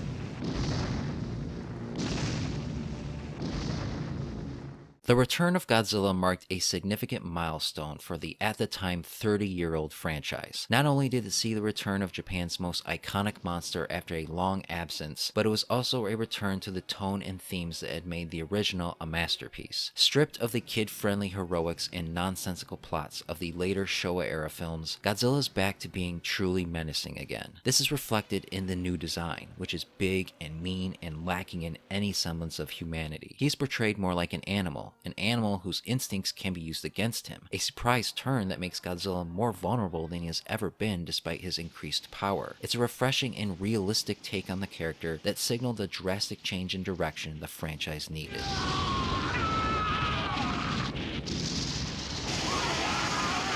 This change in direction is further reflected in the tone. The Return of Godzilla is arguably an even darker film than the original. An eerie, somber, melancholic atmosphere permeates throughout, and the film isn't afraid to rely on grotesque and ghoulish imagery to set the mood, which is enhanced by a soundtrack that is both beautiful and bombastic. In contrast to the vast majority of the prior films, it tries to be as realistic as possible, showing glimpses into the consequences of Godzilla's existence on everything from international politics to the little people he crushes along the way. This is a complicated way of saying that this film feels epic in a way most of the previous films never did.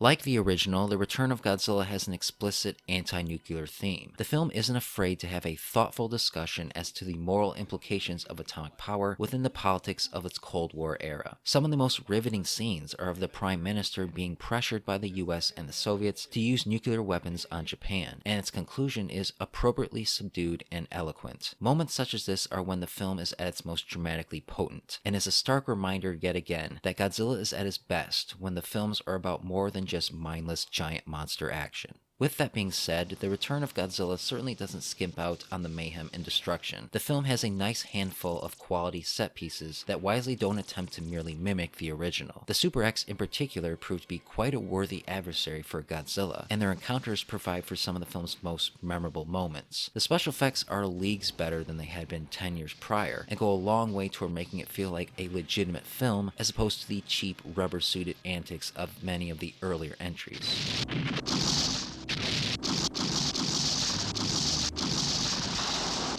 For as thematically powerful as The Return of Godzilla is, however, it does suffer from some major blemishes. The film is quite sloppily edited in places, and there are some special effects shots that haven't aged very well. Mostly, though, it suffers from a lack of compelling characters. The 3 young leads, played by Ken Tanaka, Yasuko Sawaguchi, and Shin Takuma respectively, fail to leave a lasting impression, with the love story between Goro and Naoko being particularly trite and uninteresting. Professor Hayashida, played by the almost unrecognizable Yasuke Natsuki, fares much better, voicing much of the film's underlying philosophy. The best character, though, is Prime Minister Mitamura, played brilliantly by Kenju Kobayashi. With few words, he is able to convey the immense pain and frustration of a man forced into an insurmountable situation, providing the film its emotion and heart.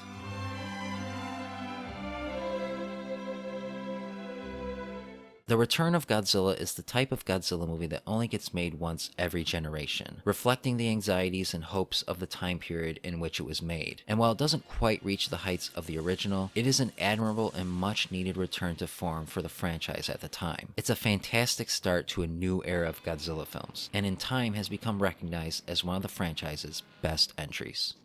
For more reviews and opinions on all things Godzilla, subscribe and stay tuned to Up From the Depths.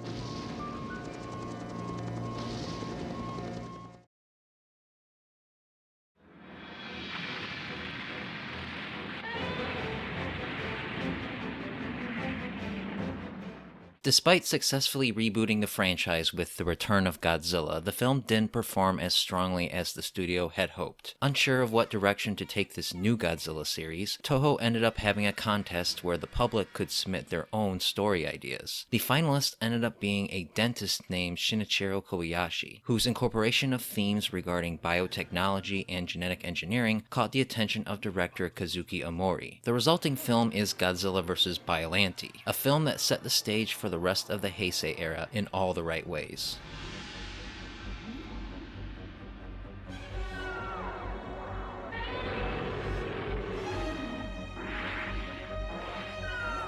Following Godzilla's imprisonment in Mount Mihara, a genetic arms race begins with regards to Godzilla's cells. 5 years later, after Dr. Shiragami had lost his daughter Erica to a terrorist attack, he merges her DNA with that of a Rose and Godzilla in a desperate attempt to keep her alive, which births the monstrous plant Biollante. At the same time, Godzilla reemerges from Mount Mihara, and with both monsters on a collision course, Japan has to once again figure out a way to save their country from the children of man's scientific hubris.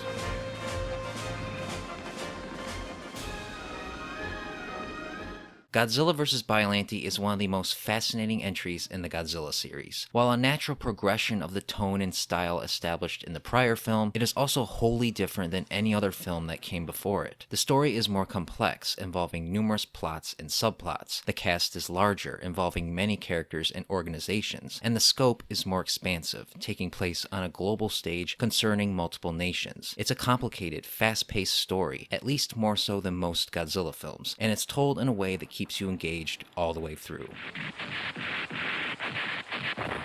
Godzilla vs. Biollante also attempts to engage in some thought-provoking themes as well. While still continuing the anti-nuclear theme that was so potent in The Return of Godzilla, it is accompanied and modernized with a focus on the dangers and moral ambiguity of genetic engineering. The film continues to show how the existence of Godzilla has impacted the scientific and political landscape, and while this can sometimes get lost in the shuffle of the plot, it is no less compelling and makes the film feel truly contemporary, even 30 years later. This is a poetic, serious film, driven by genuinely compelling ideas, which is a far cry from the campy schlock that had defined the franchise for decades prior.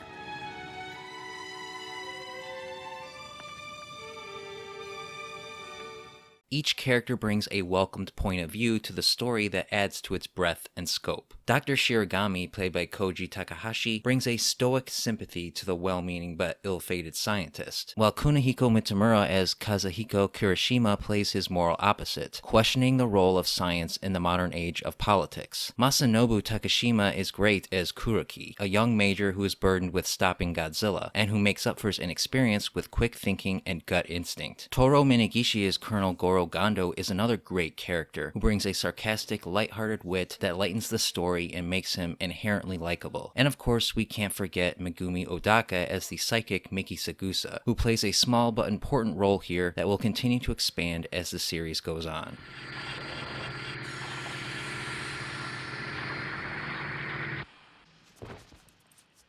You'd think with so many characters and so much going on that the monsters would feel secondary to everything else, but this is not the case. Godzilla vs. Biollante never forgets to keep the monsters in the forefront, and those who come strictly for the kaiju will get their fill. The film wastes no time getting Godzilla back into action, and once he is unleashed, he is a constant presence throughout. Despite the title, the film is actually more about stopping Godzilla, and it's a thrill ride watching the human cast have to come up with new solutions to each new situation. We get an upgraded Super X, some great military engagements, spectacular city destruction scenes, and in between all that, a couple well-choreographed monster fights. It's practically non-stop action from beginning to end that somehow never overshadows the more heady aspects of the story. The special effects are exceptional on almost all fronts, and in many ways broke new ground for the franchise. Both Godzilla and Biollante are brought to life with a wonderful degree of expressiveness, and the fights between them, while brief, are brutal. Godzilla's new design is so good it has become iconic, giving him a menacing, more animalistic look that feels believable while still being recognizable. And both forms of Biollante are perfectly realized, a blend of beauty and horror that brings to life the themes of the film with precision and clarity. The final form is an especially impressive special effect, and could easily stand toe-to-toe with the modern-day movies of today.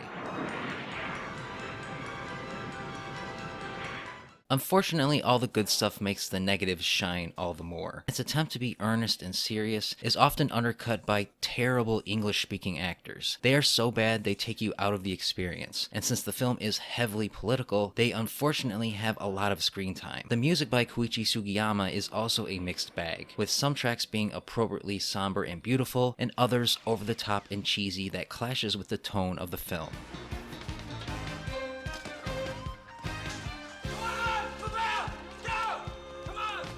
Still, even with its flaws, Godzilla vs. Biollante is an exceptional Godzilla movie on nearly all fronts. It blends serious-minded human drama with thrilling kaiju action better than probably any Godzilla film that preceded it. It birthed a leaner, meaner, more realistic Godzilla and brought him into the modern age, all while also taking risks and not relying on the tropes and formulas of the past. It is a film ahead of its time, often overlooked and forgotten, but is now considered by many to be one of the best Godzilla movies ever made.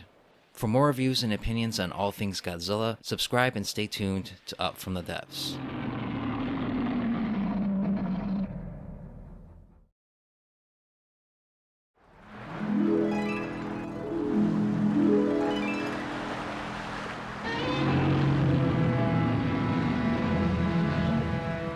After Godzilla vs. Biollante failed to draw audiences, Toho was left wondering how to make the franchise more appealing to a wider audience while still continuing with the current, more serious approach that was quickly defining this new era. To accomplish this, it was decided it was time to bring back one of the classic monsters from Godzilla's pantheon of foes, and after some consideration, eventually the studio settled on one of the most popular and recognizable of them all, King Ghidorah. And so for the first time since 1972, Godzilla and Ghidorah were given a rematch, this time under very different circumstances, in the delightfully bonkers Godzilla vs. King Ghidorah.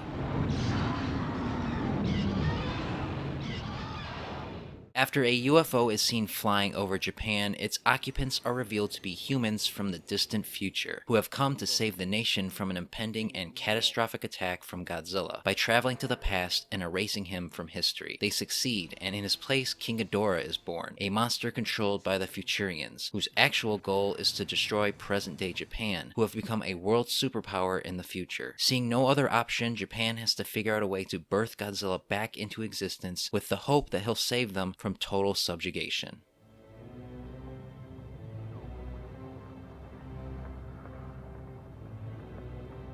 After the more grounded approach of the previous two entries in the Heisei Era, Godzilla vs. King Ghidorah sees the series take a sharp turn towards the more fantastical concepts that had defined the Shōwa Era. Time travel, dinosaurs fighting in World War II, and roller skating robots are just some of the ridiculous things you can expect to see, and it's all crammed into a really engaging science fiction plot that continues to take Godzilla seriously while still embracing the franchise's inherent cheesiness. And this combination makes for an immensely entertaining thrill ride of a movie with enough twists and turns that you'll never stop wondering what happens next.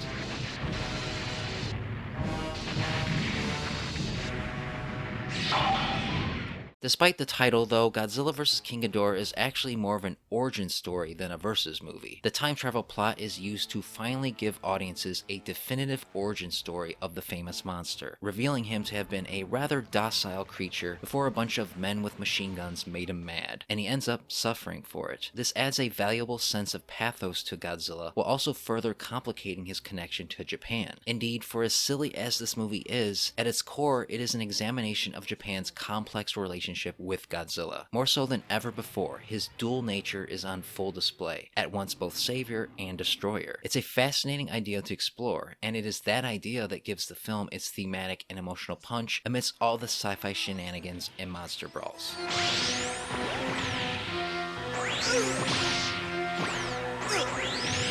It helps that the film also has a sizable cast of above-average characters who keep you invested in the story. Megumi Odaka is given a lot more to do this time as Miki Sakusa, and Kasuke Toyohara as Terasawa is a charismatic and likable leading man. Anna Nakagawa is very charming as Emi, a Japanese woman from the future, torn between her mission and her affection for her homeland. Perhaps the most iconic character, though, is the android M11, played by American actor Robert Scott Field, whose distinctive look and physicality makes him very memorable. memorable. There are also some notable familiar faces, the most significant being Yoshio Tsuchiya as Shindo, a businessman who is saved by Godzilla in World War II and views him as a savior. It's a welcomed return from one of the Shōwa Era's most memorable actors, and he gets to shine in one of the film's most powerful moments.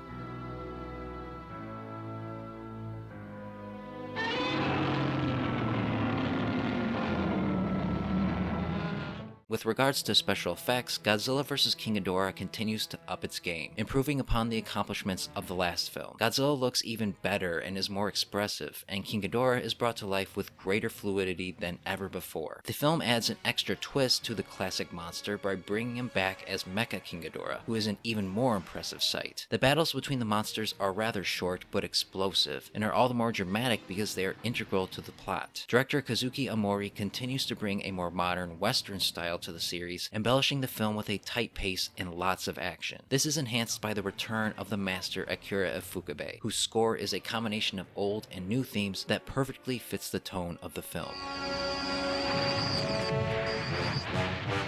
The biggest blemish of the film is that it is riddled with inconsistencies and plot holes. The use of time travel is always a tricky plot device in fiction, and Godzilla vs. King Ghidorah is especially sloppy with it. Rules are established only to be forgotten, and if you think about the plot too hard, it falls apart into absolute absurdity. The film also isn't quite as polished as the previous entries, containing some rough-looking special effects shots, with Ghidorah in particular looking rather stiff and awkward when flying. These are all minor issues though. Overall, Godzilla vs. King Ghidorah is another high-quality entry into the second era of Godzilla films. It throws a ton of new and interesting ideas into an engaging, if convoluted, plot that is at its heart about Godzilla, and is thus a treat to anyone with an affection for the character. It is a true blockbuster, a film that hides its deeper ideas within an action-packed and dramatic story that can be enjoyed on the most basic of levels. It doesn't always make sense, but Godzilla vs. King Ghidorah is packed with so much quality kaiju content that you'll be having too much fun to care. For more reviews and opinions on all things Godzilla, subscribe and stay tuned to Up From the Depths.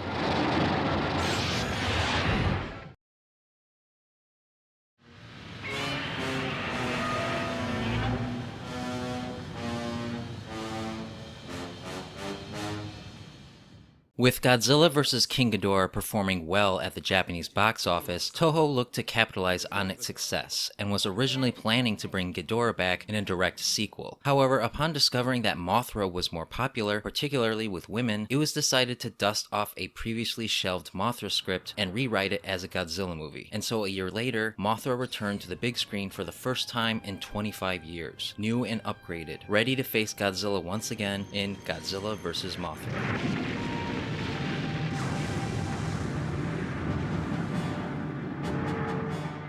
A massive meteorite crashes and awakens a sleeping Godzilla, which uncovers a mysterious large object on the unexplored Infant Island. A small expedition is sent to the island to investigate, and there they discover the Cosmos, two twin miniature girls who reveal that the egg is Mothra, who will hatch soon to do battle with her counterpart, the Black Moth Batra. As Mothra and Batra fight for the fate of Earth and humanity, Godzilla enters the fray, who proves powerful enough that the two might have no choice but to work together to defeat him.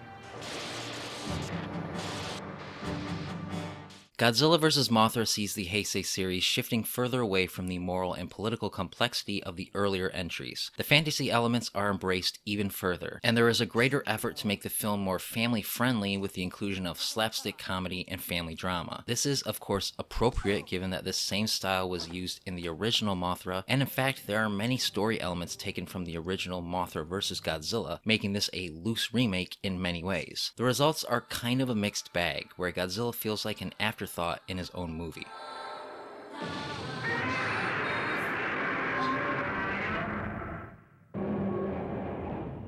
While directed by newcomer to the franchise Tako Akamura, it is once again written by Kazuki Amori, who pumps the story up with a pro-environmentalism message. This is not surprising, as environmental themes have always been inherent to the Godzilla franchise, but here it is particularly heavy-handed, lacking the sort of nuance that had made the earlier Heisei films so strong. Instead of letting the action and the plot support the thematic undercurrents, they are stated outright, making the film feel preachy, which sucks much of the drama out of what is actually a very interesting story that works better on a conceptual level than in execution.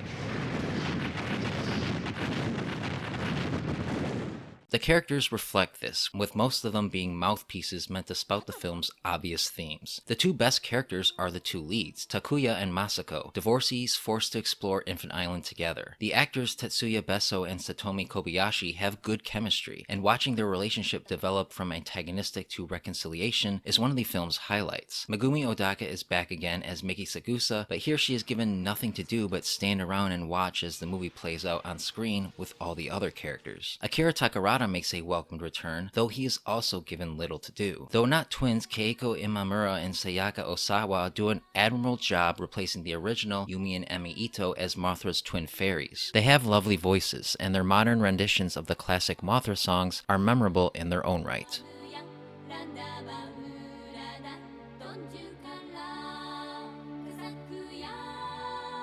Godzilla vs. Mothra does have some quality monster action that makes up for its narrative shortcomings. The inclusion of Batra as a sort of dark twin to Mothra is a really inspired addition to the mythology, and the conflict between the two is the film's most compelling element, even if it feels like it could have been fleshed out more. Mothra herself is upgraded to better handle the new, more powerful Godzilla, though her execution, while not bad, is a step down from the more natural insect-like movements of the original. Godzilla himself is brought to life with the same degree of believability as the last film, and while he does kind of feel like a third wheel in this film, his role as a wild card antagonist is actually quite enjoyable. The final three-way battle between Godzilla, Mothra, and Batra is decent, but suffers from the stiffness and over-reliance on beam attacks that would go on to define the Heisei Era.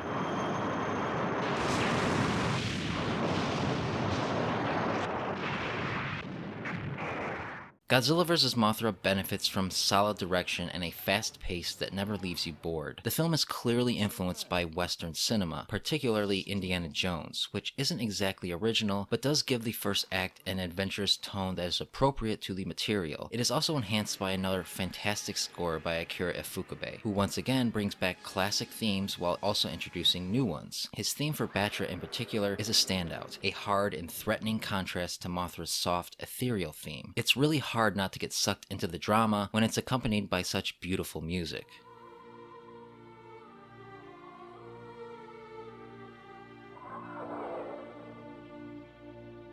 Godzilla vs. Mothra is a clear step down in quality to the previous films in the Heisei era. It lacks their technical and narrative sophistication, instead relying on heavy-handed environmental messages and broadly sketched one-dimensional characters to appeal to a broader audience. It's undoubtedly a more commercial film, and it benefited from this, becoming the highest-grossing Godzilla movie since 1962. It's a solid film with some interesting ideas, cool monsters, and another amazing score by Akira Ifukube. It may not be the greatest of the Heisei series, but it's still a decent addition to the franchise that brought some new ideas to one of Godzilla's most classic of enemies.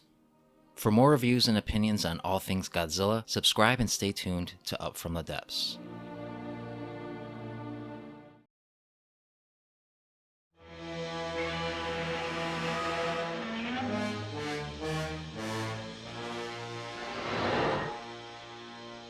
Godzilla vs. Mothra ended up being the most profitable film in the franchise in decades, proving to Toho that their strategy of bringing back the monsters of old was the way to go. And so a sequel was immediately greenlit, and it was decided to bring back not just one, but three classic characters from the Shōwa Era: Rodan, Mechagodzilla, and perhaps most shocking of all, the son of Godzilla. Thus an epic three-way kaiju conflict was set in what was originally to be the final installment in the Heisei series, Godzilla vs. Mechagodzilla II.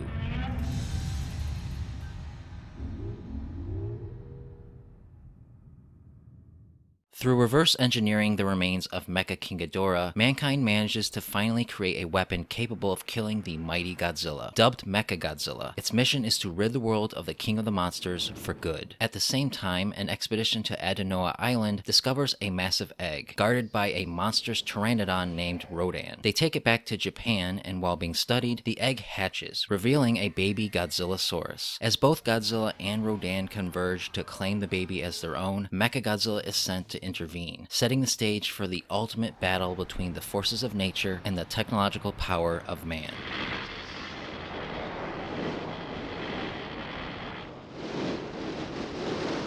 Godzilla vs. Mechagodzilla II is yet another solid, action-packed, and highly entertaining entry in the Heisei series. Its aspirations to prematurely end the series with a bang makes it feel epic, like everything but the kitchen sink was thrown in an effort to satisfy its audience. Given this, you'd think the film would be a mess, but thanks to a tight script by newcomer Wataru Mamura that touches on some of the franchise's time-honored themes, it manages to keep it all together with a simple, streamlined plot that focuses on the monsters without forgetting the humans in the cockpit.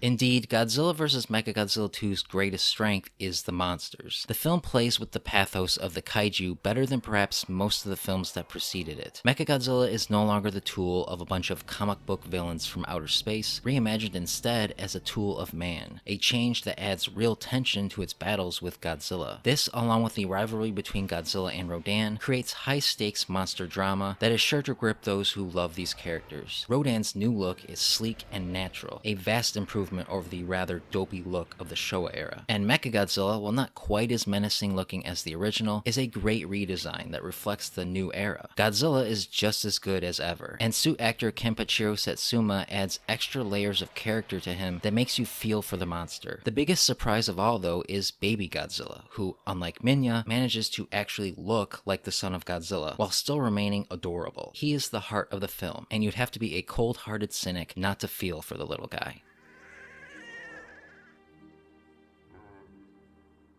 Don't think that all this means that the humans are put in the back burner. While maybe not quite as good as some of the earlier Heisei films, they add a valuable human perspective to the monster drama that neither condemns nor condones. The psychic Miki Sagusa is still a major supporting player, and her increased role here gives Megumi Odaka a lot more to do, allowing her to develop the character to a far greater degree than the last few films combined. Masahiro Takashima as the self-admitted Pteranodon enthusiast Kazumi Aoki is a charmingly airheaded and single-minded leading man, and Ryoko Sano is immediately sympathetic as Asusa Gojo, with her relationship with Baby being the emotional centerpiece. Surrounded by a large cast of supporting characters, these three help guide the audience towards an emotional connection to the monsters without sacrificing their human interests. What makes all this even better is that it's not dumb and mindless, but actually serves a greater theme of man versus nature that has always been inherent to the franchise. Godzilla vs. Mechagodzilla II brings this theme to the forefront in a compelling way that, while no means deep, feels like a natural progression of the series up to this point, without reducing itself to outright preaching about its message like some of the prior films have. Aside from a few ham-fisted one-liners toward the end, the film relies on its premise to convey its ideas, with each monster representing a different point of view, allowing you to enjoy it as a big, loud monster movie that also contains some nuggets of broadly sketched wisdom should you go looking for them.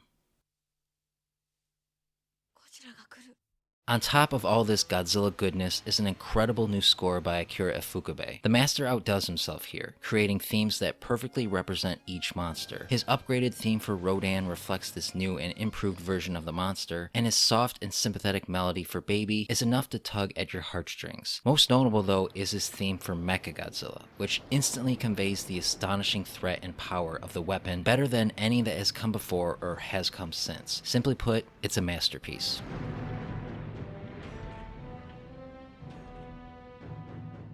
Godzilla vs. Mechagodzilla II is so good that there are very few criticisms to be made. Like every Godzilla movie, the special effects aren't seamless and can be hit or miss, with Rodan in particular suffering from the same stiffness that plagued all other flying monsters of the series. Mickey's motivation towards siding with Godzilla is also a bit muddled. It feels too sudden, and at no point does it ever feel like there's a moment where she has any sort of epiphany. And that's it, really. In many ways, Godzilla vs. Mechagodzilla II is the epitome of the Heisei series, a high watermark that represents everything good about the second era of Godzilla. The monster and human drama is balanced beautifully. The themes are simple yet elegant, and the action is plentiful, and it is all woven together by an instantly memorable score by Akira Ifukube. It is a near perfect Godzilla movie, a ballet of kaiju carnage with a little substance sprinkled on top for good measure. It is everything a Godzilla fan could ask for, and is thus one of the finest and most consistently entertaining entries in this long-running and beloved franchise.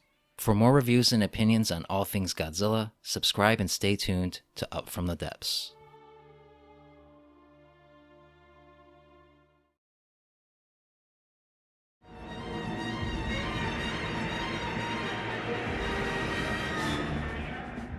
Despite initially planning to end the Heisei Godzilla series with Godzilla vs. Mechagodzilla II, the film proved profitable enough to convince Toho to keep it going for a little while longer. Running out of ideas, they dusted off a concept that had originated in the late 70s but never saw the light of day, which had Godzilla facing off against an evil twin of himself that comes from outer space. It was also decided to include one of Toho's more obscure creations from the even more distant past to mix it up even more. And so 1994 saw the release of Godzilla vs. SpaceGodzilla in Japan, a film that, while entertaining, feels like it's going through the motions.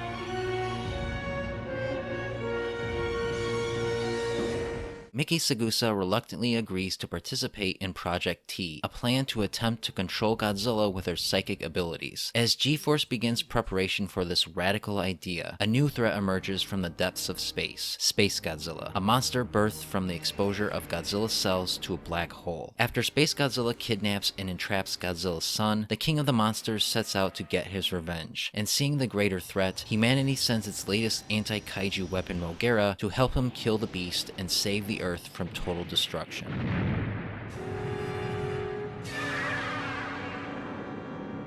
If Godzilla vs. Mechagodzilla II represents everything that is great about the Heisei era, then perhaps it could be argued that Godzilla vs. SpaceGodzilla represents everything wrong with it. Creatively, it feels like it's running out of steam, relying on the past instead of coming up with anything original. Once again, Japan comes up with a plan to stop Godzilla, and once again a mech is created to accomplish this, and once again the villain is some variation of Godzilla. This isn't to say that the film is creatively bankrupt, as it does have some compelling ideas, but as a whole it feels rather uninspired and cheap, doing little to advance the overall story and mythology of the series despite its reliance on it. NASA wasn't able to come up with an explanation for what happened here.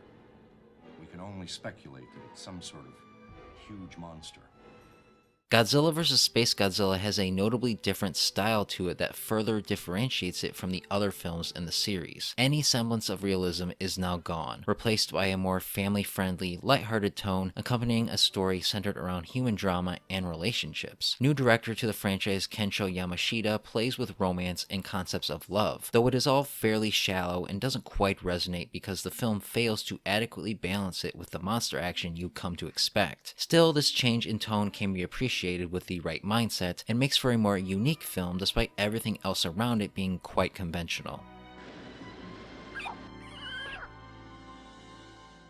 The human characters are actually pretty good, and are elevated by their connections to the past. After being relegated to a supporting character for 4 films, Miki Sagusa is finally the lead here, and Megumi Odaka is more comfortable in the role as ever, playing the one person who sees Godzilla as more than just a monster. Jun Hashizumi brings a quiet charisma to Koji Shinjo, a member of G-Force who begins to fall in love with Miki as he begins to see things from her point of view, while Zenkichi Yoneyama gets to have fun playing his more laid-back partner, Kiyoshi Sato. The standout character is Yuki, played by Akira Emoto, an older member of G-Force with a grudge against Godzilla for killing his best friend. Revenge plots are nothing new to the Godzilla series, but Akira's performance brings a freshness to the trope that makes you like him, and his story arc is one of the more satisfying of the series. For the first and only time in the Heisei series, Godzilla is depicted as the unequivocal hero of the film. While the series has always shown the king of the monsters in a somewhat sympathetic light, here he is a victim, a father, and a misunderstood creature who we humans can't seem to leave alone, constantly attempting to either destroy or control him. Suit actor Kenpachiro Setsuma continues to bring new levels of character to him without anthropomorphizing him, and the depiction of his relationship with the adorable little Godzilla is sweet and tragic, albeit frustratingly brief. For as silly as the concept is, SpaceGodzilla is an undeniably cool monster and makes for a compelling villain, sporting some interesting abilities and a design that is quite inspired and menacing looking. And while Mothra comes off as a significant downgrade from Mechagodzilla,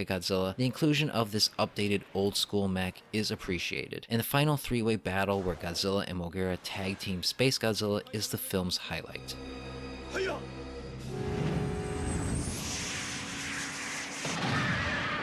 And yet, even all this good stuff can't distract from how cheap and by the numbers Godzilla vs. SpaceGodzilla is. The film suffers from some pretty bad special effects at times, and the pace is all over the place, with the middle act being bogged down by an espionage plot that goes nowhere and only exists to fill the runtime. Takayuki Hattori does an admirable job replacing Akira Ifukube, and while some of his score is rather forgettable, some tracks are instantly memorable and complement the tone of the film. The film's biggest problem, though, is that it just feels like filler, which reflects the current state of the franchise at the time. Since Toho was still waiting for the American Godzilla film to enter production, the series was in limbo, and you can tell, the film feels aimless and exists merely to keep the series going.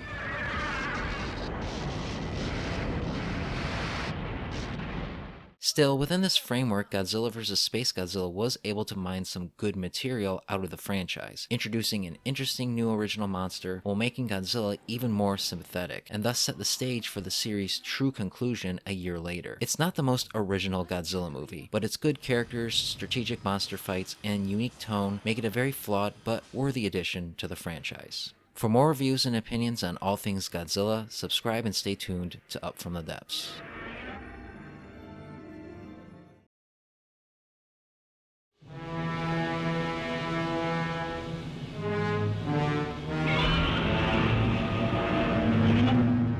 After Godzilla vs. SpaceGodzilla failed to inspire higher box office attendance, Toho came to the conclusion that it was finally time to retire the Godzilla series once again. In order to give the final film a proper sense of finality, it was decided to do the unthinkable, kill Godzilla. And what better way to do it than by having him face off against another monster created from the one weapon capable of doing just that. And so director Takao Akawara, screenwriter Kazuki Omori, and composer Akira Ifukube all returned to give the famous monster the send-off he deserved in the explosive conclusion to the Heisei series, Godzilla vs. Destoroyah.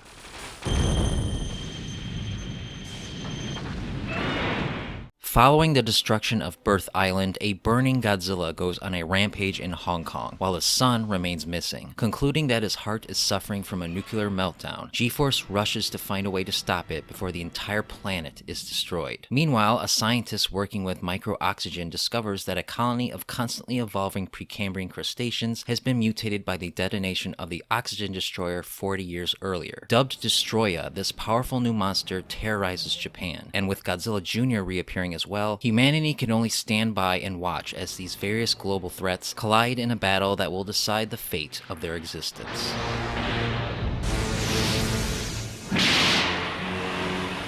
Godzilla vs. Destoroyah is a special kind of Godzilla movie. Even though it suffers from many of the same issues that plague later entries in the Heisei era, it benefits from a premise that mines much of its drama from the past to create a proper and cathartic conclusion to the series. An air of finality hangs over every frame, and from the film's opening moments, it grips you, letting you know that there is something seriously wrong with Godzilla, and that he won't be making it out of this one alive. For fans who have been invested in the character for decades, it ties a knot in your gut that doesn't leave until the credits roll, making for an emotionally exhaustive yet enriching viewing experience that will make you appreciate the big guy all the more. This experience is further enhanced by the film's deep-rooted connections to the original 1954 film that brings the story full circle. There is so much reverence and respect given to the impending demise of Godzilla, and the story treats it with the sense of awe and dread it deserves. Here, Godzilla's death is not some throwaway event. It holds the world and every living thing on it hostage, reminding us once again of the untapped destructive potential of atomic power. Frankly, the premise is ingenious and extremely creative, and adds ungodly amounts of tension to the film. Seeing Godzilla burning from within, eyes glowing hot, skin steaming, is one of the franchise's most unforgettable images, adding even more pathos to the character so that when he takes his final breath, you'll be hard-pressed to find a G-fan without something in their eye. 私の役目は終わった。 The connection to the original film extends even to the cast. Yoko Ishino and Yasufumi Hayashi play Yukari and Kenkichi Yamane, descendants of the same Dr. Yamane who discovered Godzilla in 1954. Together, these two represent the new generation, those who don't quite understand the true horror of the oxygen destroyer, quite like their aunt Emiko does, played once again by Momoko Kochi. And while her screen time amounts to little more than a cameo, it's wonderful to see her back, and every scene with her helps add to the gravitas of the story. Takuro Tatsuma Megumi plays Dr. Kensaku Ijuin, a scientist who has discovered the secrets of Dr. Serizawa's work despite his sacrifice, and his naive level-headed rationality adds hope to a world of science gone amok. And finally, Megumi Odaka returns to give a great final performance as Miki Sagusa, whose consideration for Godzilla even in the most dire of circumstances allows her to represent the hearts and minds of every G-fan as the inevitable draws ever closer. Even Destoroyah itself plays with one's knowledge of the original film, and its ability to inspire fear comes from the power it represents in relation to Godzilla. Its design is equally inspired, a demonic and unequivocally evil-looking kaiju that lacks any sense of remorse or compassion, and the film takes advantage of this, playing with horror conventions in ways few Godzilla films ever have. Every stage of its evolution tops the last, concluding in a final form that makes you gasp the first time you see it. Godzilla's son plays a more prominent role than ever, and looking ever more like his father. Powered up and full of expression, he's immediately sympathetic, and his fight with Destoroyah is nerve-wracking. Like the previous films, him and Godzilla share some intimate moments, making for some of the film's most heartwarming and tragic scenes.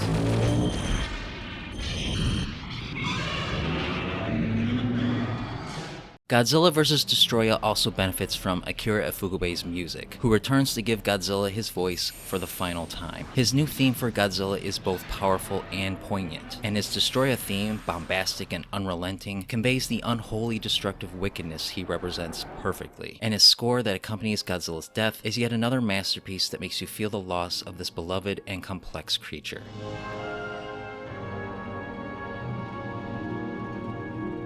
Despite everything that's been said here, Godzilla vs. Destoroyah is not a perfect film. It has some pretty mediocre special effects at times, and the way it resolves is kind of underwhelming in certain aspects. But as the conclusion to the Heisei series, it is so fulfilling it's hard to imagine it any other way. It brings the series full circle, pays respect to the past, adds a terrifying new kaiju to the mythos, and treats the death of a Japanese icon with the veneration he deserves. It's a sad but satisfying finale that'll make you miss the King of the Monsters as soon as the credits roll.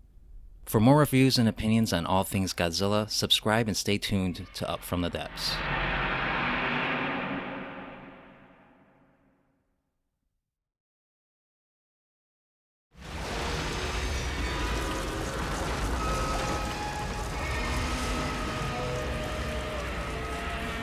In 1995, Toho ended the Godzilla series with Godzilla vs. Destoroyah, giving TriStar Pictures room to forge ahead with the long-dormant American film, which at that point had been in production hell for years. Hot off the success of Independence Day, writer-director duo Dean Devlin and Roland Emmerich were hired to put their own personal stamp on the character, and were determined to reinvent him for American audiences. And so, sporting state-of-the-art special effects and supported by an expansive marketing campaign, 1998 finally saw the release of the long-awaited American Godzilla film, simply titled Godzilla, a film that would go on to have profound effects on the franchise going forward. When a Japanese fishing vessel is attacked in the South Pacific, NRC scientist Nick Tatopoulos is reassigned by the US government to figure out what it could be. Theorized to be a new species created by nuclear test in French Polynesia, the creature comes ashore in New York, displacing millions of people and throwing the city into chaos. As the military continuously fails to contain the beast, Nick and a team of French Secret Service men venture into the city to find its lair, where they discover it has laid eggs. It then becomes a race against time to wipe it out before a new species is born. There is no film in the Godzilla franchise more detested than the 1998 American Godzilla. For many fans, it is an abomination, a film that fails to capture any of the spirit of the Japanese films and translate it for American moviegoers. This is mostly true, but not exactly accurate, as the first 20 or so minutes makes a good first impression, playing fairly close to the tone and structure of the original film, so much so that first-time viewers may be wondering what all the fuss is about. Give it time though, because the longer the film goes on, and once Godzilla is revealed in full, it's all downhill, revealing an unremarkable, soulless reimagining that fails to understand its own title character.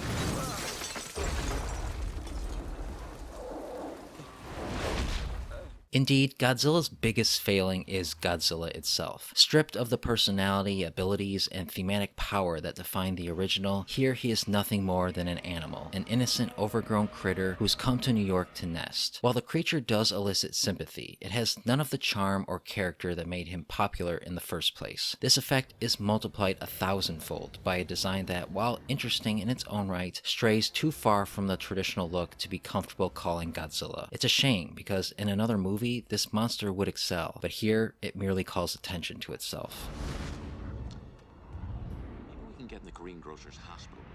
It doesn't help that Godzilla 98 is bogged down with a rather dull and plodding script that fails to excel in the most basics of the genre. Those looking to scratch their itch for action and destruction won't find it here, with the exception being Godzilla's first arrival, a decently shot set piece that uses perspective to keep the monster hidden. Aside from this, it's lots of running and hiding from helicopters, which gets old fast. The story grinds to a screeching halt in the third act, when Godzilla is pushed aside for an extended action beat involving hundreds of velociraptor-like baby Godzillas. It's far too reminiscent of Jurassic Park, to the point where one could easily forget you're watching a kaiju movie.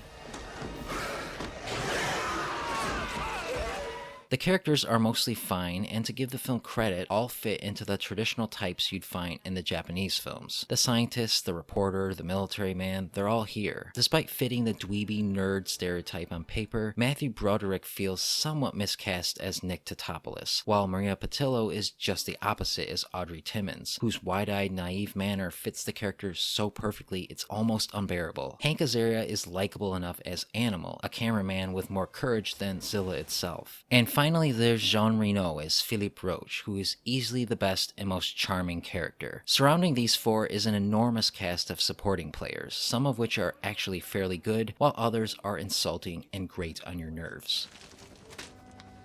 Back off, Jane. The special effects of Godzilla 98 are a mixed bag, and have not aged well. While some shots of Godzilla look great when shrouded in rain and fog, others don't, sporting a weightless, glossy look that screams fake far more than a man in a suit does. Aside from that though, all of the miniature work and practical effects look fantastic. It makes you appreciate the kind of stunt performing that was involved that isn't as common in Hollywood filmmaking today. The score by David Arnold is also pretty good, if not a bit generic. It's both mysterious and awe-inspiring when appropriate, and thus does a lot of the dramatic heavy lifting. This is good for the film, because on its own, it can't seem to stick to a given tone. While taking itself seriously, it's undermined by goofy one-liners and poorly timed jokes that robs it of any dramatic tension or suspense. That's a lot of fish. Despite all of its problems, Godzilla 98 can be enjoyed if you cast aside any notions of it being a Godzilla movie. Viewed as a generic American monster movie, there are things to like about it. The monster is cool, some of the action is good, and the first act is legitimately atmospheric. However, the film is terribly paced, and most of the action scenes with the monster fail to be as creative as even the worst or cheapest Godzilla movie. While not the abomination it is often labeled as an adaptation meant to introduce the character to mainstream Western audiences, it's a huge misstep, a dark and arguably necessary chapter in the Godzilla franchise that is more fascinating than the movie itself. For more reviews and opinions on all things Godzilla, subscribe and stay tuned to Up From the Depths.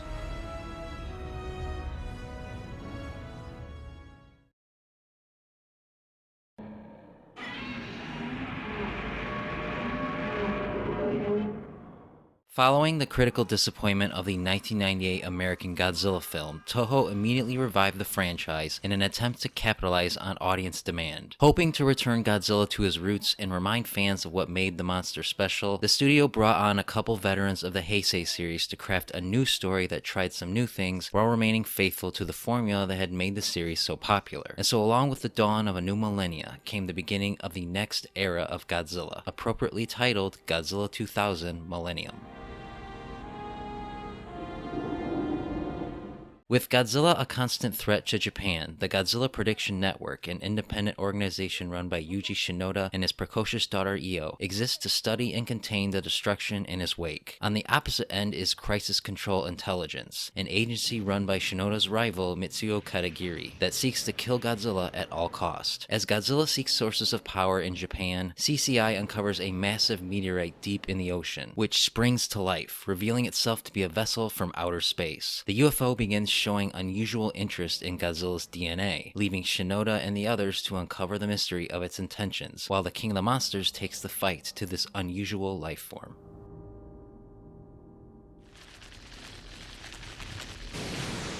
Within its opening minutes, Godzilla 2000 feels like a direct response to the much maligned 1998 American Godzilla film. It is very atmospheric, drawing out Godzilla's appearance from the ground level in such a way that feels like a breath of fresh air, as if to remind the audience of who the true Godzilla really is. From there, the film tells a familiar story in an unfamiliar way, a story of mysterious visitors from outer space, and of two rival organizations with opposing views on how to deal with Godzilla. Monster fights, military engagements, and quirky characters are all here in full force. And while the results are rather mixed, G-fans who felt spurned by the American film no doubt felt right at home.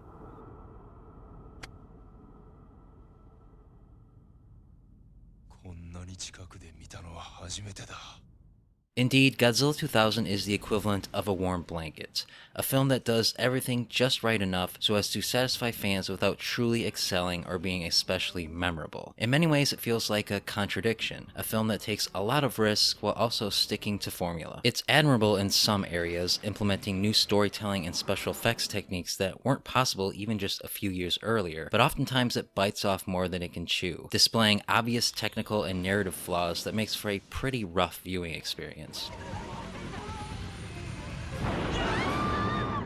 Godzilla 2000 most benefits from a really solid cast of characters and clever concepts. The Godzilla Prediction Network is a fun idea, and Yuji and Io Shinoda, played by Takahiro Murata and Mayu Suzuki, are good protagonists, displaying levels of intelligence and tenacity that endear you to them quickly. Faring a little less better is Naomi Nishida as Yuki Ichinose, a reporter who begrudgingly tags along with Shinoda. While her attitude irritates at first, you warm to her as she begins to warm towards Shinoda. Shiro Sano plays Shiro Miyasaka, a scientist torn between his work for CCI and his loyalty to his friend. But the character who makes the biggest impact is Hiroshi Abe as Mitsuo Katagiri. His dashing looks and stone-cold stare make quite a strong impression, and the battle of philosophies he has with Shinoda on how to deal with Godzilla makes for some interesting dynamics between the two. The film is also the first to go a bit into the science of Godzilla and explore what makes him invincible, revealing his regenerative abilities. It's the film's most fascinating subplot, so much so that you almost wish it was focused on more than the UFO, which isn't the most interesting villain, only becoming so when it transforms into Orga, one of the more bizarre monsters Toho has ever created. With his comically large claws and crooked teeth, it's at once both pathetic and unnerving. Godzilla's new design is great, sleek and sharp and threatening while eliminating much of the bulkiness of the Heisei design, but his unblinking expression makes him feel a bit lifeless at times, especially compared to the previous films. The battle between the two is a decent monster brawl, but suffers from some pacing issues, feeling rather slow and monotonous at times.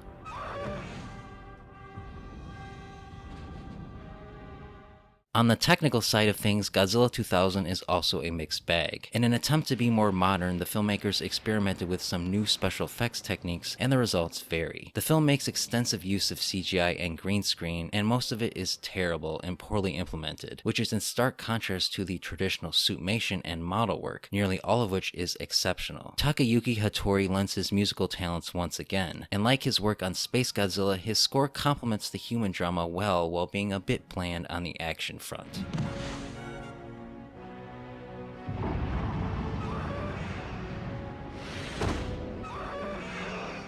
Godzilla 2000 is a film caught between two different eras. It plays it safe while taking risks, and the result is a film that feels like it was trying to keep up with the standards of modern Hollywood filmmaking while also staying faithful to the techniques of the past, a critique and response to everything that was perceived to have gone wrong with the '98 film. It has some interesting twists and turns, and it's populated by a great cast of characters, but the story is rather forgettable, and the special effects vary wildly in quality to the point where it distracts. It's a middle-of-the-road Godzilla flick, but not an especially remarkable start to the Millennium series. For more reviews and opinions on all things Godzilla, subscribe and stay tuned to Up From the Depths.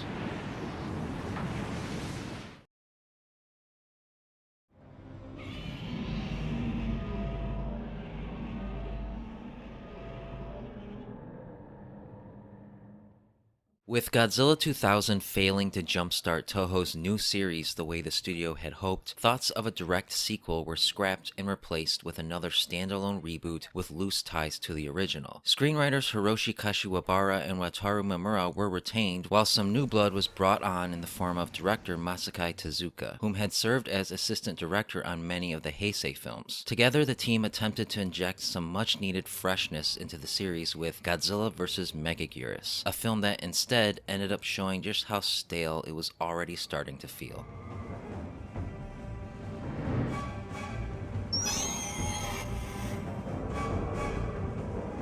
Following a series of economy-crippling attacks by Godzilla, Japan creates an extreme new weapon to eliminate the monster for good, the Dimension Tide, a device capable of firing a miniature black hole with the hope of imprisoning him forever. However, the use of the weapon has unforeseen consequences in the form of the Megalon, highly aggressive prehistoric dragonflies, which have been mutated and are now multiplying at a rapid rate. While the swarms of Megalon seek out Godzilla as an energy source for the Queen Megaguirus, the Dimension Tide proves to be Japan's last and only hope for eliminating both threats in one shot.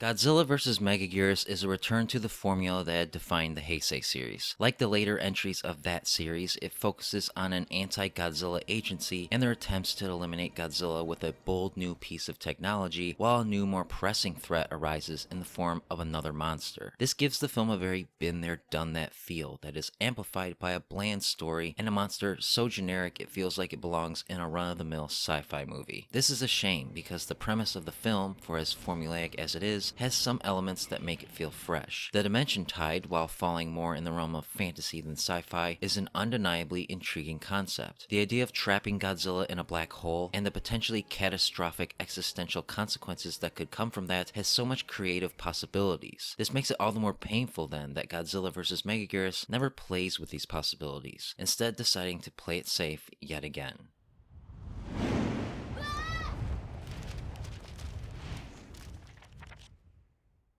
The characters reflect this, and are all one-dimensional, falling into the same tropes the franchise has been privy to time and time again. Misato Tanaka plays Major Kiriko Sugimori, captain of the G-Grasper team with a grudge against Godzilla for killing her commander. Her thirst for revenge feels shallow, and thus doesn't quite engage, though Tanaka does a good job with what she's given. Shosuke Tanihara is likable as Hajime Kudo, but he also isn't given enough to work with beyond being the self-taught nerdy inventor with low ambitions brought into extraordinary circumstances. Series veteran Yoriko Hoshi returns to play Professor Yoshino Yoshizawa, and unfortunately her talents are mostly underutilized, though it is no less great to see her back. And finally there's Masato Ibu as Motohiko Sugiura, the anti-G team director with a dark secret. He also plays the type as the corrupt authority figure, but Ibu does give him a little nuance. There's also a kid, Jun, played by Hiroyuki Suzuki, who is the first to stumble upon the Megalon threat. While he has a large presence in the first act, he disappears from the rest of the movie, leaving you to wonder why the character was included to begin with.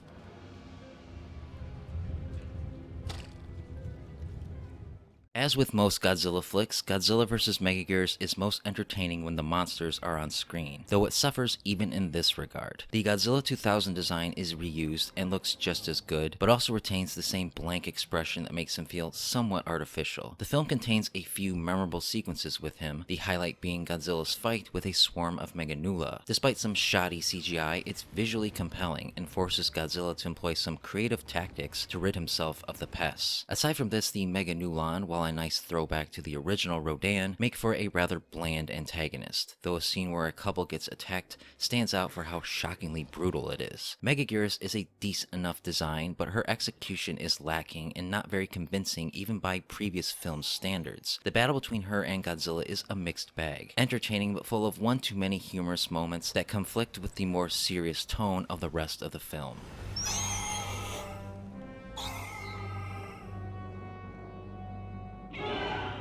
The special effects are about on par with the previous film, though suffers in some ways thanks to a reduced budget. Model work is convincing during wide shots, but close-ups do them no favors. The CGI also fares no better, though is less jarring this time around. Where Godzilla vs. Megaguirus does truly excel though is the soundtrack. While new to the franchise, the score by Michiru Oshima is easily the best thing about the movie, and her Godzilla theme is a worthy successor to Ifukube. It commands your attention, big and brassy in an instantly memorable way that thoroughly conveys the destructive force Godzilla represents. Like all good music, it sticks in your mind long after the end credits have rolled.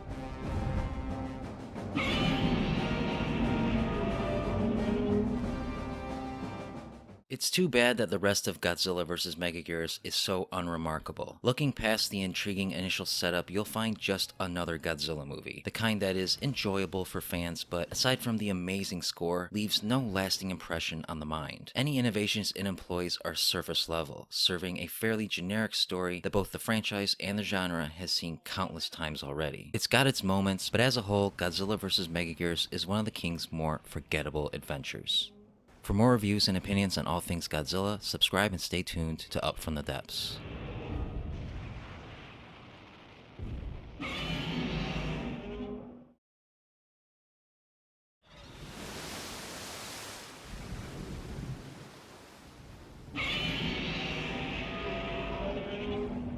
Godzilla vs. Megaguirus was a box office bomb for Toho, forcing the studio to go back to the drawing board once again. Desperate for a hit, they turned to the man who had successfully resurrected Gamera in the 90s, Shusuke Kaneko, who had also had his sights set on directing a Godzilla movie for many years. Determined to add his own spin to the time-worn franchise, Kaneko altered the origins of many of the classic monsters and threw them into a story steeped in mysticism and magic. The resulting film is Godzilla, Mothra, and King Ghidorah, Giant Monsters All-Out Attack, which, despite the obnoxious title, is one of the most thoughtful, action-packed, and visually stunning Godzilla movies ever made.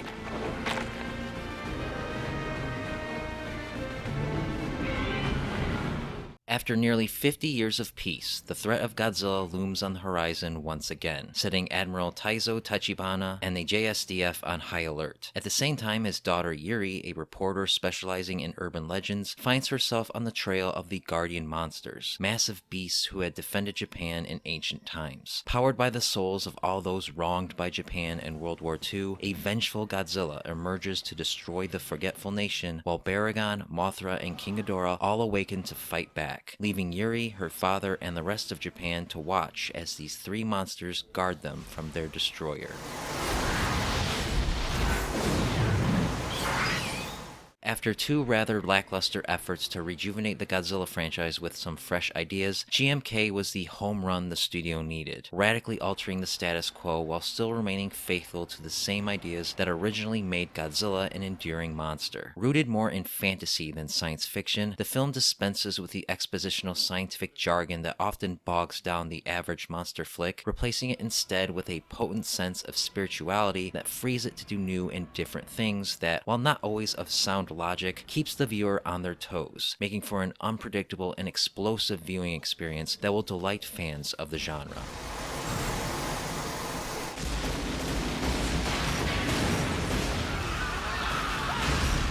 For the first time in decades, Godzilla is pure evil, vengeance possessed, the manifestation of the pain and suffering the Japanese inflicted on others during World War II, a pain that the film points out younger generations are beginning to forget. The film condemns this growing apathy, showing no mercy to those in Godzilla's path, and in fact goes out of its way to show the human cost of the destruction he leaves in his wake. Much like the original, he is the harbinger of Japan's destruction, and thus does not care whether you are innocent or not. This return to Godzilla's roots is reflected in the design, which also harkens back to the original but differs in ways that reflects this film's more spiritual approach. Dead-eyed and burly, this Godzilla is an unstoppable juggernaut, annihilating his enemies in moments of visual flair unseen unto this point. It's one of the most riveting portrayals of the King of the Monsters ever committed to film.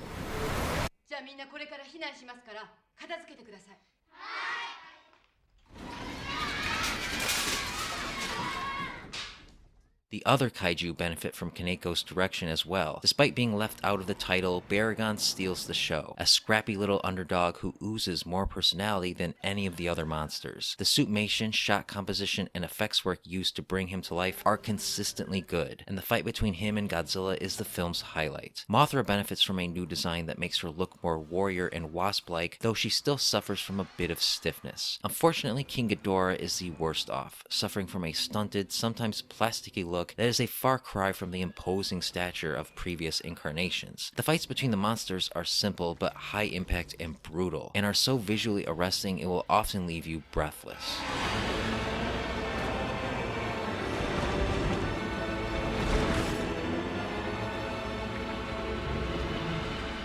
On the human side, GMK is refreshingly simple, divided between two points of view, the reporter Yuri Tachibana and her father Admiral Taizo. This allows the film to remain focused and move at a brisk, tight pace, and both characters are given adequate amounts of development so that the audience actually cares about them. Chihiro Niyama plays Yuri with a confident but foolhardy tenaciousness, and Ryudo Yuzaki as Taizo balances that with level-headed determination and fatherly warmth. Bolstered by a good cast of supporting characters, together, these two give the film its human heart despite not sharing much screen time, making it easy to get invested in the story even when the monsters aren't on screen.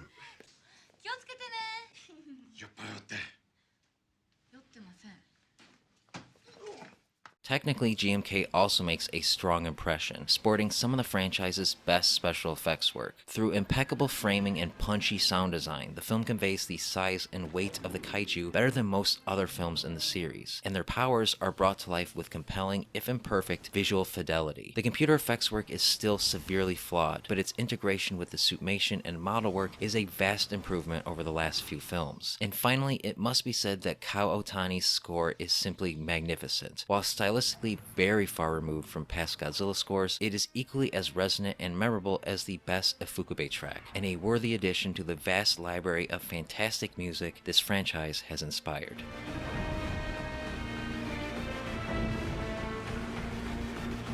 GMK doesn't have many flaws, but its single biggest one is its ending. The way in which Godzilla is defeated, while certainly not conventional, is just plain silly and undermines not only all of the dread and foreboding built up around him, but the sense of realism surrounding the film itself. It lacks consequence and frankly makes no logical sense. Ending aside though, GMK is without a doubt an excellent entry in the Godzilla franchise. The story is refreshingly different, the characters are simple and relatable, the action is pure eye candy, and it sports an instantly iconic incarnation of Godzilla that remains faithful to what he originally represented back when he was conceived in 1954. It is a great introductory Godzilla movie that both hardcore fans and casuals alike can enjoy, and a strong contender for one of the best Godzilla movies ever made.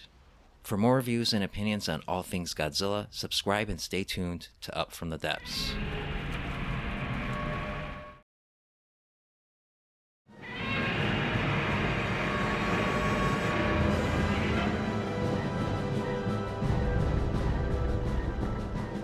After GMK proved a bit more profitable than its predecessors, Toho set out to reboot once again. This time, however, it was decided to finally establish a continuity with more than just the original Godzilla and forge ahead with a planned trilogy of films, with the hope that this would finally get the franchise onto a steady, profitable track. And so the creative team behind Godzilla vs. Megaguirus, including director Masakai Tezuka, screenwriter Wataru Mimura, and composer Michiru Oshima, were brought back to resurrect Mechagodzilla for the new millennia in Godzilla against Mechagodzilla.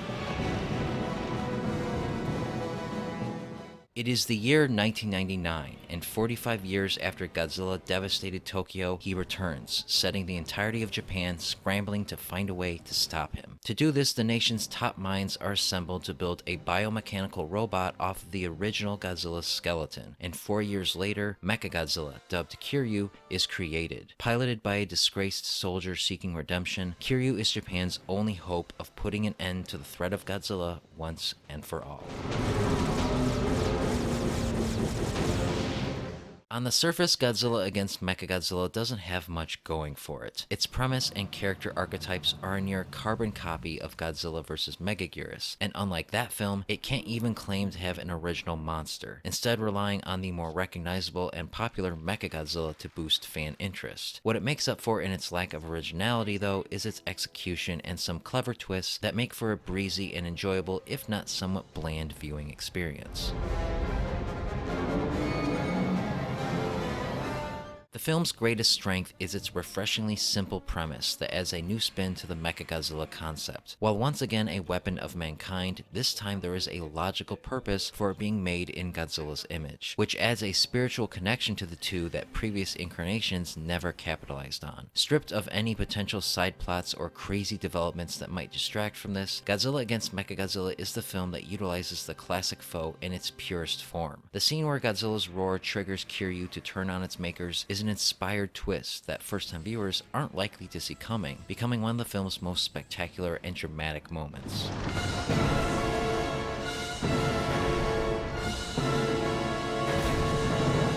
Adding to this is the new Mechagodzilla's design, a wonderful merging of the original's hard-edged menace and the sleek sophistication of the Heisei design. Godzilla also gets a makeover, returning to the 2000 look while refined to appear slimmer and more threatening. The fight that concludes the film is one of the franchise's most entertaining. It's fun, well-paced, and dynamic, and for the first time, Mechagodzilla is portrayed as the underdog, giving this fight a different flavor to it than previous duels between the two never had, further adding to the film's freshness despite everything around it being so familiar.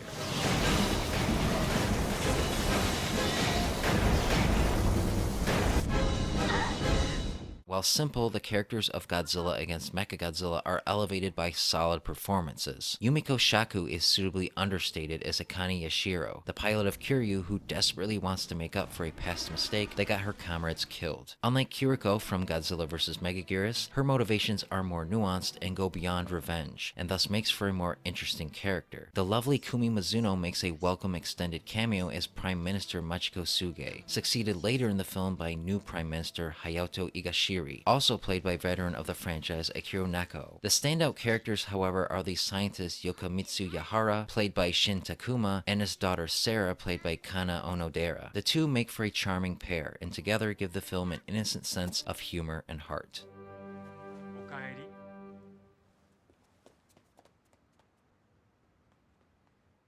Technically, Godzilla against Mechagodzilla is one of the most consistent entries in the Millennium series. Suitmation and model work are solid, and CGI is used to enhance what is already there, adding more fluid motion to the fights, with Kiryu in particular given a sense of speed and agility that previous incarnations didn't have. The action scenes are all exciting and fun to watch, especially when enhanced by Michiru Oshima's score, who brings back her excellent motifs from Godzilla vs. Megaguirus. Her new theme for Kiryu complements Godzilla's perfectly, and when the two play back and forth against each other in the film's climactic showdown, you'll be mentally pumping your fists with glee.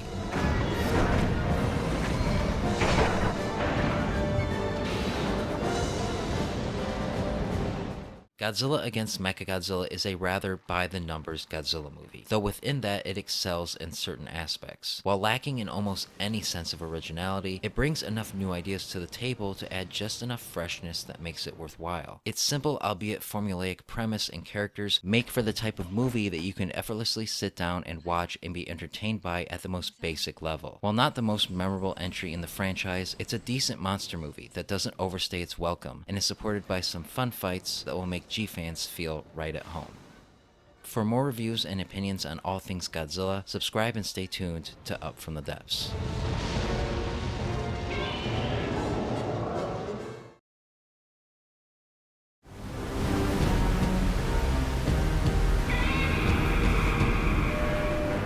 Having laid the groundwork with Godzilla against Mechagodzilla, Toho immediately went ahead and began work on a direct sequel, finally breaking the pattern of standalone films that had defined the Millennium series up to that point. The return of director Masakai Tezuka and his creative team ensured that the next film would feel like a natural continuation of what came before, and in much the same way that the last film was a direct sequel to the 1954 film, it was decided to make the follow-up a direct sequel to the original Mothra, and thus the stage was set for an epic three-way showdown between Godzilla, Mechagodzilla, and Mothra in Godzilla Tokyo S.O.S.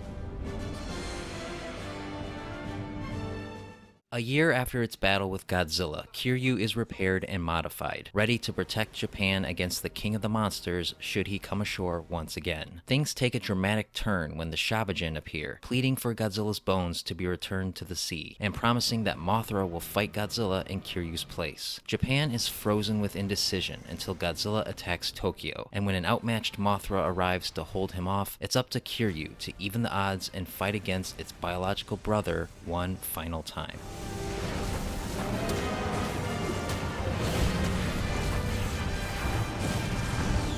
For better or worse, Godzilla Tokyo S.O.S. is a true sequel to Godzilla against Mechagodzilla, carrying on everything that made that film work while retaining the same recipe that keeps it from excelling. This is as straightforward a Godzilla movie as they come, with focus on fast-paced action and spectacle, and a bare-bones plot and characters to hold it all together. And while this certainly makes for some thrilling monster brawls, it feels a bit derivative, a feeling that's amplified by a weak story that exists merely to showcase the special effects.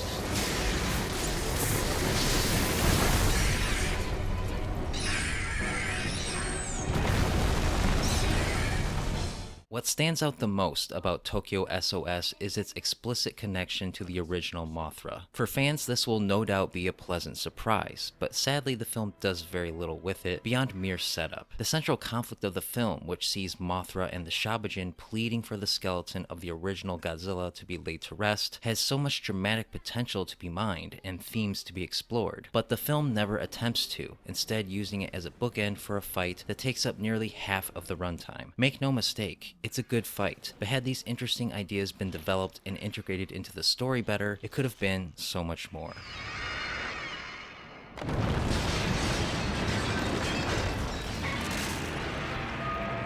It's fortunate then that on their own, everything with the monsters is great. Tokyo S.O.S. sports some of the franchise's best action scenes and special effects. Mothra in particular looks better than she ever has before, looking very much like the classic Mothra, but updated slightly and made more beautiful with more fluid and lifelike movements. Kiryu and Godzilla remain unchanged, though Kiryu does have some new tricks up its sleeve. The battle between the three iconic kaiju is well shot and choreographed, and contains some great moments, but it does suffer from major pacing issues. Since the battle begins halfway through the film, it drags in certain places, grinding to a halt when Kiryu needs repairs, and all that's left is the two twin Mothra larvae to hold Godzilla off. It's very reminiscent of the original Mothra vs. Godzilla, showing once again how Tokyo S.O.S. relies on the past instead of coming up with anything original.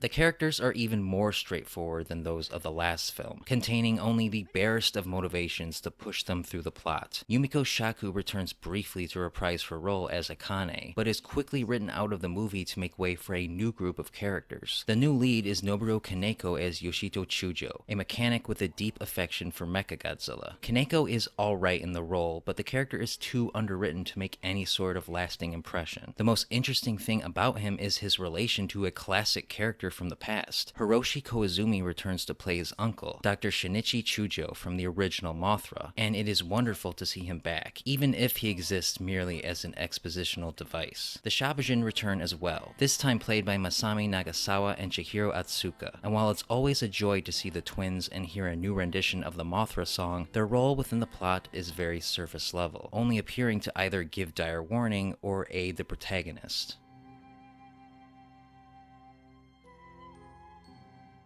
Also making a welcomed return is composer Michiru Oshima, whose musical compositions are still on point. Her Godzilla and Mechagodzilla themes continue to get your blood pumping, and this time they are accompanied by her new theme for Mothra, which feels distinctly different than previous themes while still retaining the feminine feel and essence of the character. Her music is a feast for the ears, and together with the consistently good special effects and impactful sound design, gives the film and its predecessor a tone unlike any other film in the franchise, one that makes up for many of their shortcomings.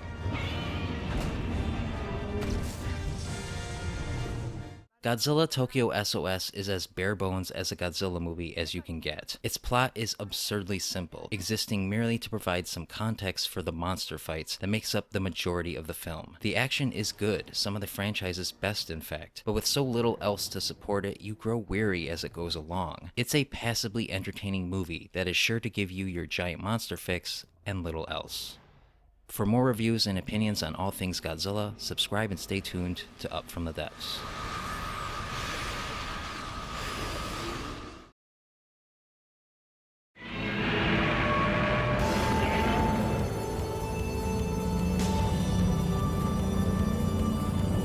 With Godzilla Tokyo S.O.S. performing at a record low at the Japanese box office, Toho decided it was time to once again put the Godzilla series in hibernation. However, since 2004 was set to be the 50th anniversary of the franchise, the studio figured it might as well go out with a bang. To helm the celebration, Toho hired director Ryuhei Kitamura, an unorthodox choice whose style was hoped would lure in casual moviegoers and hardcore fans alike. Set to be the most expensive and expansive kaiju movie ever made, Godzilla Final Wars was unleashed onto the world, giving fans a G-flick unlike any other.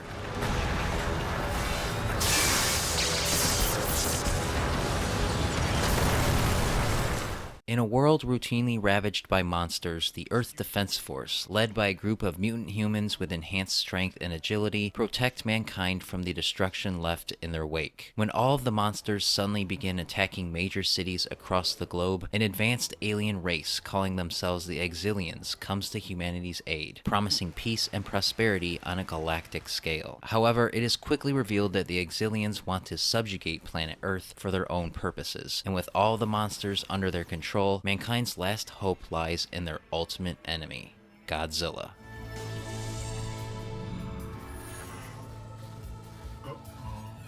Godzilla Final Wars can be summed up in one word: excess. As a celebration of 50 years of Godzilla, it attempts to cram in as much reverence as possible, even at the expense of logic or plot. More so than any other Godzilla film before, spectacle is the clear priority here. Fast, frenzied, and absolutely unrelenting, it hammers you into submission, throwing action scene after action scene at you at such a rate that by the end you'll be exhausted. This will undoubtedly rub some the wrong way, but for those who will happily revel in the more absurd nature of the genre and are eager to consume as much kaiju carnage as humanly possible, it's a smorgasbord of pure adrenaline-fueled entertainment that never bores.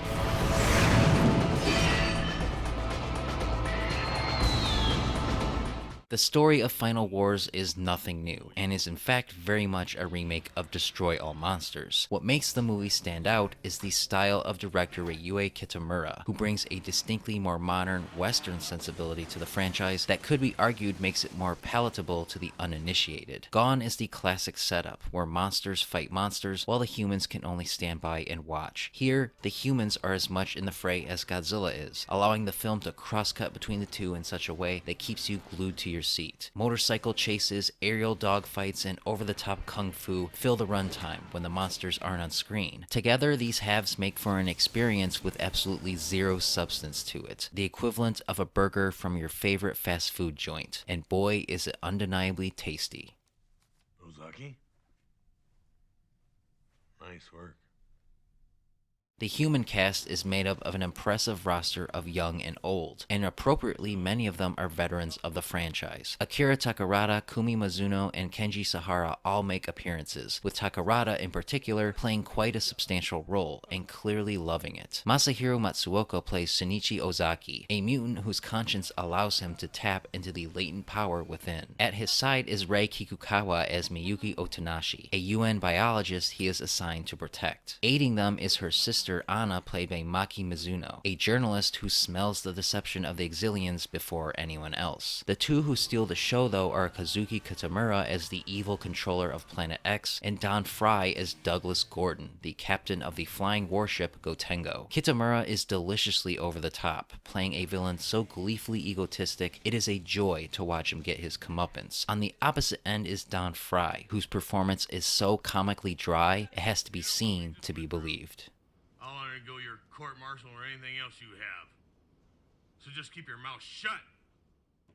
The cast of kaiju is just as expansive, a who's who of Godzilla's most classic friends and foes. Final Wars is so filled to the brim with monsters that most of them get mere minutes of screen time, which may disappoint some, but they make the most of what they're given. The biggest surprise is the inclusion of the TriStar American Godzilla, here dubbed simply Zilla, who shows up just to get beaten by the real Godzilla, who in this film is comically unstoppable, cutting through the film's roster of kaiju like a slasher villain, taking down one after another at such a rate that some may get frustrated. But that is the film's charm. No one monster can touch Godzilla, making for some truly humorous and gratifying moments that reaffirm his unofficial title as King of the Monsters.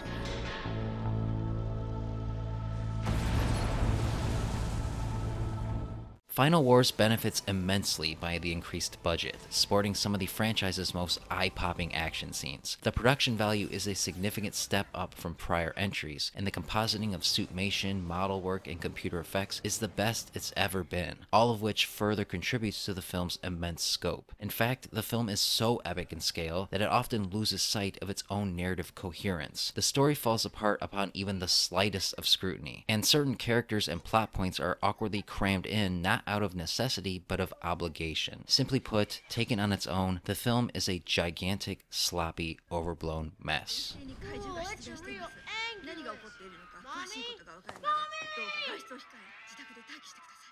It's a good thing then that Godzilla Final Wars is so outrageously entertaining. As a 50th anniversary celebration of the Godzilla franchise, it checks every box, filled to the brim with references, callbacks, and in-jokes to the point where it becomes a detriment to itself. The film is a mishmash of many genres set within the framework of a kaiju movie that is fun from start to finish. It certainly isn't the most thematically rich Godzilla movie, but taken for what it is, a modern-day throwback to the kind of schlocky, goofy fun the franchise was so fond of in the past, Final Wars is a blast, and a satisfying way to commemorate a significant milestone of one of Japan's most iconic fictional characters.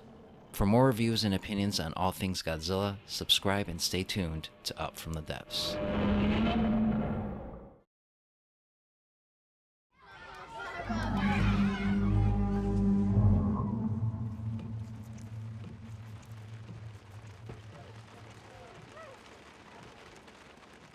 Despite all of Toho's efforts, Godzilla Final Wars severely underperformed at the box office, causing them to announce that the series would be placed on hold for at least 10 years. Soon after, though, Yoshimitsu Banno, the writer and director of 1971's Godzilla vs. Hedorah, acquired the rights from Toho and began shopping around his idea for a 3D Godzilla short film. Eventually, the idea grew into a feature-length film, and the rights to Godzilla found its way into the lap of Warner Brothers and Legendary Pictures, who announced their intention to reboot Godzilla into the modern era while remaining faithful to the concept of the character. To accomplish this, they hired Gareth Edwards, an independent filmmaker who had made a splash with a genre film of his own, to direct. And so, just in time for his 60th anniversary, a second American-produced Godzilla film smashed its way into theaters, once again simply titled Godzilla, with the hope that it would breathe new life into the now 60-year-old franchise.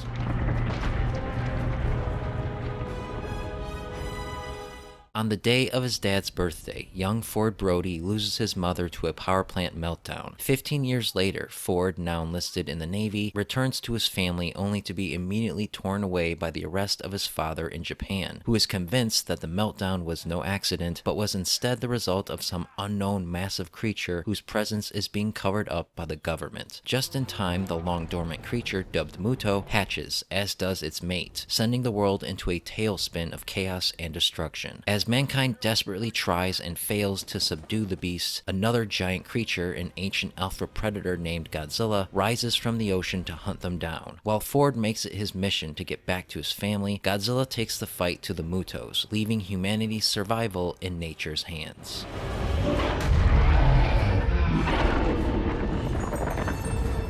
16 years after the US's first attempt to introduce Godzilla to mainstream Western audiences, Godzilla 2014 feels like an apology, a film that goes out of its way to get Godzilla right in all the ways the former got it wrong. Structurally, it is very much a classic Shōwa Era Godzilla film, where a monster appears to threaten the Earth, and Godzilla arrives to stop it. However, devoid of the camp often associated with those films, and given a shiny new coat of paint only the American movie industry can afford, this formulaic and simple premise is given new life, injected with a sense of believability and realism that makes it immensely accessible for newcomers while also being endearingly affectionate enough for older fans to appreciate.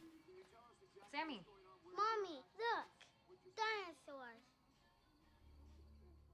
By far the most striking thing about Godzilla is the immense scale director Gareth Edwards brings to the picture. Perhaps more so than any other film of its kind, the monsters here feel truly enormous, with almost every shot framed in such a way that effectively conveys the imposing stature of beasts so large they don't even notice mankind's existence. This framework makes the film feel epic in a way few films are, spanning multiple countries and cities while also remaining focused on the human perspective on the ground. This is to say that the film is as intimate as it is epic, never indulging in destruction for its own sake, making for a more restrained action blockbuster, the kind that is increasingly rare to come by these days.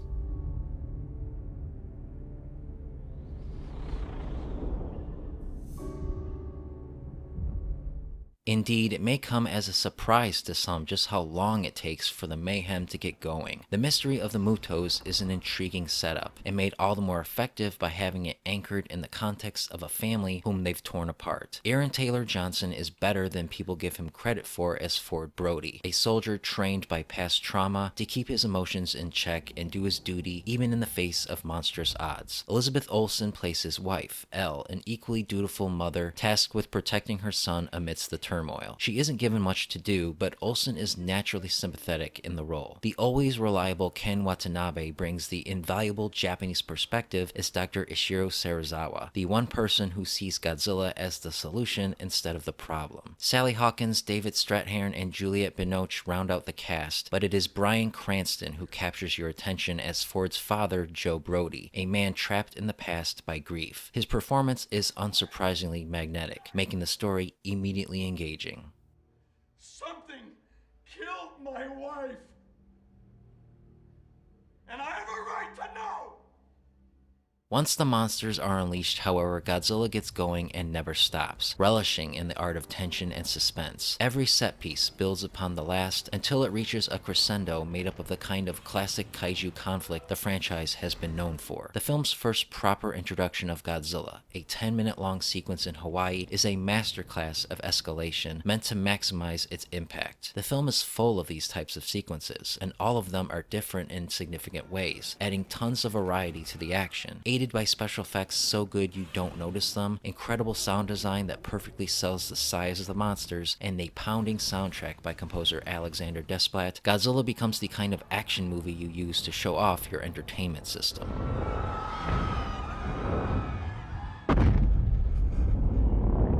For the first time in years, Godzilla is a hero in this film, albeit a apathetic one who pays no mind to the humans scurrying beneath his feet. This was a surprise to many at the time, but in hindsight, an appropriate choice. Despite his limited screen time, Godzilla oozes personality, a fact aided by a design that perfectly adapts him for the modern age, balancing a need for realism with faithfulness to the past. While kind of bland, the Mutos make for an interesting and oddly sympathetic antagonistic force. Unlike many of Godzilla's enemies, these creatures aren't treated as purposefully malevolent, but instead are treated as animals just doing what animals do. This further contributes to the film's intentions to treat the concept of Godzilla as realistically as possible, while still adhering to the fantasy inherent to it that makes it so appealing.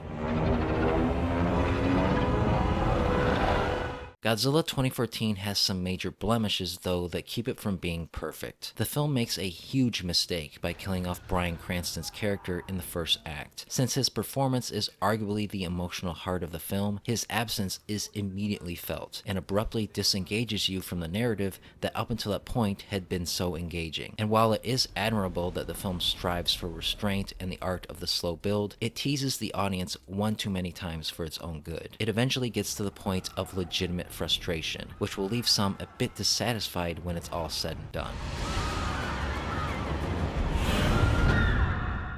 Even with these flaws, the 2014 Godzilla is a triumph as far as reboots and adaptations are concerned. As a Godzilla movie meant to appeal to mass audiences, it succeeds while also being a proper original blockbuster of its own. It adheres to the classic Godzilla formula while still doing its own thing, and does so in a way that properly sells the scope and scale a kaiju movie with a $100 million plus budget ought to have. It's a highly entertaining, surprisingly restrained, and extremely respectful adaptation that Godzilla fans can accept with open arms. For more reviews and opinions on all things Godzilla, subscribe and stay tuned to Up From the Depths.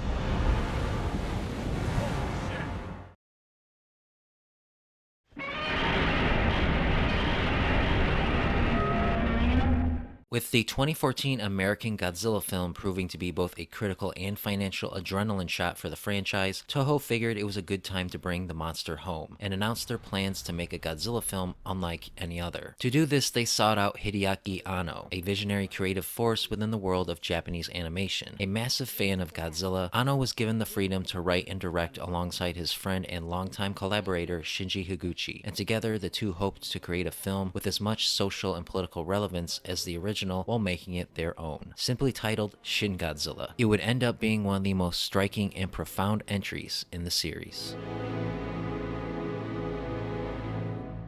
The discovery of a mysteriously deserted yacht coincides with the sightings of a massive creature in Tokyo Bay. As the horrifying monster begins making its way on land, leaving devastation in its wake, the Japanese government desperately scrambles to figure out a way to stop it. Constantly evolving to every strategy they employ, the fully formed creature, dubbed Godzilla, proves invincible, threatening the existence of all life on the planet. With little hope left, the world considers the use of atomic weapons on Japan, forcing the scrappy nation to come together and figure out an alternative solution before their worst nightmares are realized.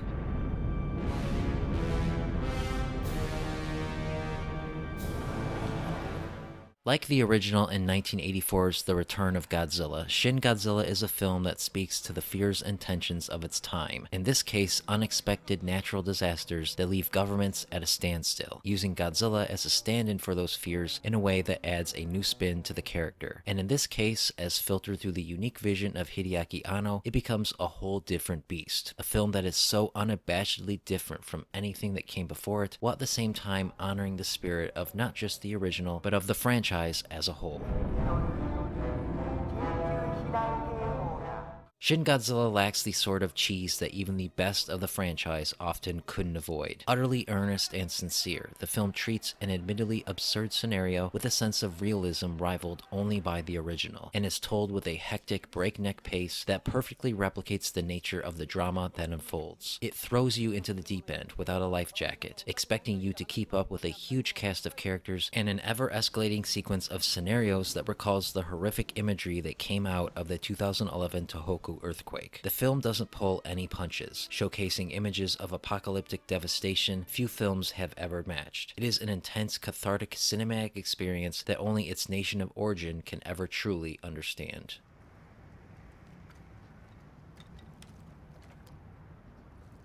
What elevates Shin Godzilla even more is that it balances this intensity with a biting satire that gives the film a sharp sense of wit. Armed with a pointed script, Anno mocks and parodies the Japanese government to great effect without ever devolving into outright caricature. The film's sprawling cast doesn't allow much depth, but every character, no matter how minor, has their quirk and is treated with a humanistic touch that allows you to empathize with them even as they make questionable decisions. Serving as the audience surrogate is Rando Yaguchi, played by Hiroki Hasegawa, a young, ambitious politician whose growing frustration with the old guard is rewarded with more responsibility as the situation with Godzilla grows more dire. Playing opposite him is Satomi Ishihara as Kayoko Ann Patterson, a lively and equally ambitious Japanese-American politician working as a liaison between the two nations. Together, these two work as the film's beating heart, and are surrounded by a quirky cast of characters too massive to account for completely here, though Ran Osugi must be singled out for his performance as Seijai Okochi, the well-meaning but clearly way in over his head Prime Minister of Japan, as does Yutaka Takenouchi as Hideki Akasaka, who brings a sense of dignity and poise to the role.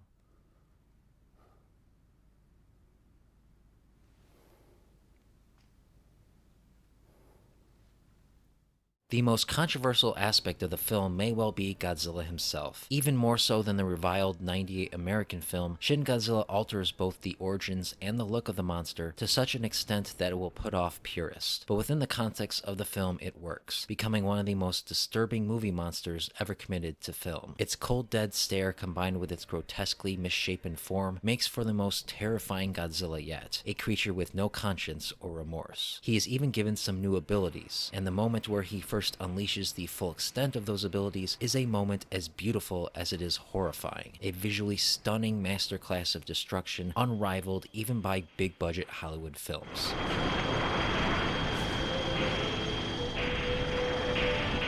Technically, Shin Godzilla is a massive step forward for the franchise. It is the first Toho-produced Godzilla film not to use suitmation, instead using motion capture and CGI to bring him to life. And the results are surprisingly consistent, even flawless at times. The special effects in general are a significant improvement, combining traditional model work and computer graphics into one seamless whole that very rarely ever breaks immersion. Sound design makes intentional use of the old-school sound effects of the Shōwa Era films, and the music is a combination of classic Ifukube tracks and an original score by Shiro Sagisu, which is haunting and operatic and absolutely fantastic. Shin Godzilla is that rare Godzilla movie that is so much more than just a monster movie. More than anything, at its core, it is about Japan, its place in the modern world, and its hopes and aspirations when faced against insurmountable odds. Under the expert direction of Hideaki Anno and Shinji Higuchi, the film soars to heights reached only by the original, becoming the only entry to truly match its greatness. It is methodical, thoughtful, relentless, and most importantly, immensely entertaining and rewatchable, offering its viewers new things to appreciate about it upon every viewing. It's an astonishing work that reminds you just how versatile Godzilla as a concept and character really is, and how the monster matters as much today as it did back in 1954. For more reviews and opinions on all things Godzilla, subscribe and stay tuned to Up From the Depths.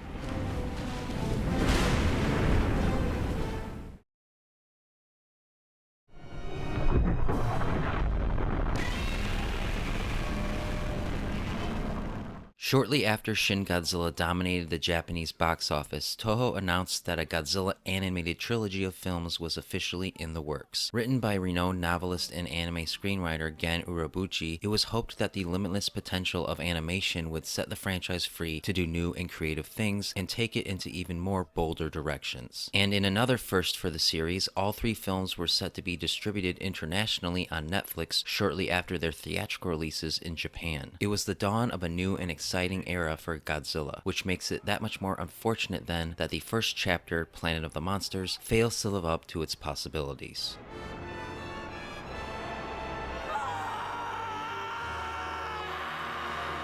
Following the near extinction of mankind at the hands of Godzilla, the last survivors, aided by two technologically advanced alien races, escape into outer space in search for a new planet to call home. 20 years later, with morale at an all-time low and the chances of finding a habitable world nearly non-existent, it is decided to return to Earth. There they find that 20,000 years have passed, and the planet's ecosystem has evolved around Godzilla's presence. With nowhere else to go, the last remnants of humanity has no choice but to make one last stand and reclaim their home from the king of the monsters. Conceptually, Planet of the Monsters was a long overdue step for the Godzilla franchise. Many fans have no doubt clamored for the series to make its way into anime form, where it would no longer be constrained by the limitations of reality. The possibilities were nearly endless, and within its opening minutes, the first chapter of the anime trilogy promises to live up to those possibilities, establishing a future world ravaged by monsters and made more politically complicated by the presence of several alien visitors, both of which clearly take inspiration from the franchise's rich past. As far as setups go, a fan couldn't ask for more. However, the longer the film goes on, the more you realize its potential is being squandered, leaving you with a film that spends way too much telling instead of showing. We'll take it back. No matter what. With our own hands. Indeed, Planet of the Monsters' greatest sin is not taking advantage of its medium. Instead of engaging the viewer with gorgeous, eye-popping visuals, it bogs itself down with endless scenes of dramatic grandstanding and tedious technobabble, to the point where most viewers will probably feel utterly disengaged. This effect is multiplied by a script that spends almost no time developing the world or its characters. There is an immensely interesting and entertaining universe to be explored here, but the film never takes the time to, far more interested instead in making sure you know the technicalities of how Godzilla's atomic breath works. Sure, it's an interesting thing to learn, but without an engaging narrative to support it, it's very difficult to care. Most of the characters have no dimension to them at all, and the few that do are one note. The protagonist Haruo Sakaki is unforgettable for how forgettably stereotypical he is. He is the archetypal anime hero, obnoxiously angry and overbearing in a way that merely annoys. His melodramatic proclamations are constant and grow wearisome real quick, and are further encouraged by the only other standout character, Metphis, a strange and off-puttingly monotone XF priest who takes a particular liking to Haruo. He's easily the most interesting character, pushing circumstances along to give Haruo more authority. The rest of the cast is just background noise. The character Yuko is particularly egregious, a stock anime love interest with no agency or depth. There are plenty of others, but since so many of them look the same and so little is given for them to do, they are interchangeable, which can lead to confusion as to who is who. Not even Godzilla could. However, it's possible that it might have multiplied. That thing is a unique genetic aberration. Impossible. Perhaps worst of all is that Planet of the Monsters also fails to live up to its name, featuring very little monster action. Aside from Godzilla, there are flying creatures so generic they're barely worth mentioning. Godzilla himself is absent for almost the entirety of the film, and when he does show up, he barely moves. While this does do a good job conveying his immense weight and size, it shows yet again how the film fails to take advantage of the art form. However, to its credit, the film does alter Godzilla in some interesting ways. Here he is depicted as elemental and plant-like, the symbol and personification of Mother Nature's wrath. And while his absence from the film is made all the more painful by its lethargic pace, the impact he has in the final act does make a strong impression, conveying a terrifying sense of scale and religious awe that almost makes all the build-up to it worth the wait. Planet of the Monsters uses a pseudo 3D style of animation, and the results are a mixed bag. While there is a visual elegance to certain stationary moments, when in motion it comes off as rather stiff and awkward. On the whole, it's not terrible, but it's a style that does take some time getting used to. And finally, it should come as no surprise that the soundtrack is great. Takayuki Hattori returns and delivers what might be his best work for the franchise. His score does all the heavy lifting, conveying all the emotions that the film on its own cannot.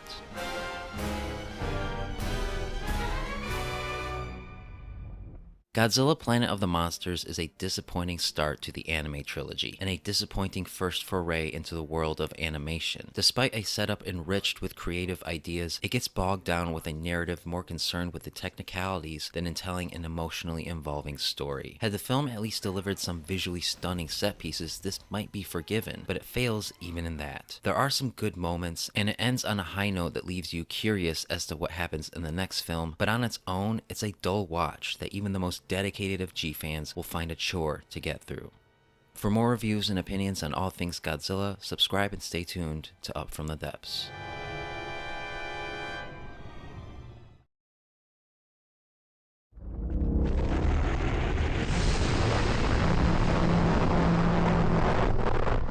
Despite Planet of the Monsters providing a rather rocky start to the anime trilogy, its final moments gave hope that the next chapter would mark a substantial improvement and move the story in a more interesting direction. And fans didn't have long to wait to find out. 6 months later, City on the Edge of Battle was released, which promised to continue the journey of Haruo while bringing Mechagodzilla into the fray, whom was merely teased in the prior film. Fortunately, the middle chapter does improve significantly on its predecessor, though it also continues to make many of the same mistakes.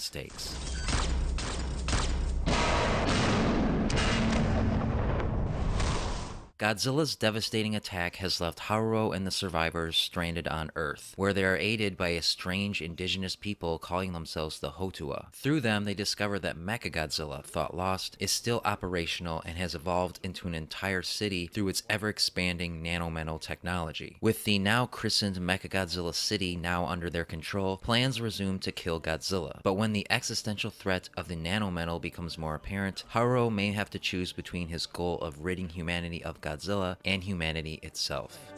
The city will not only consume Godzilla, but everything else as well.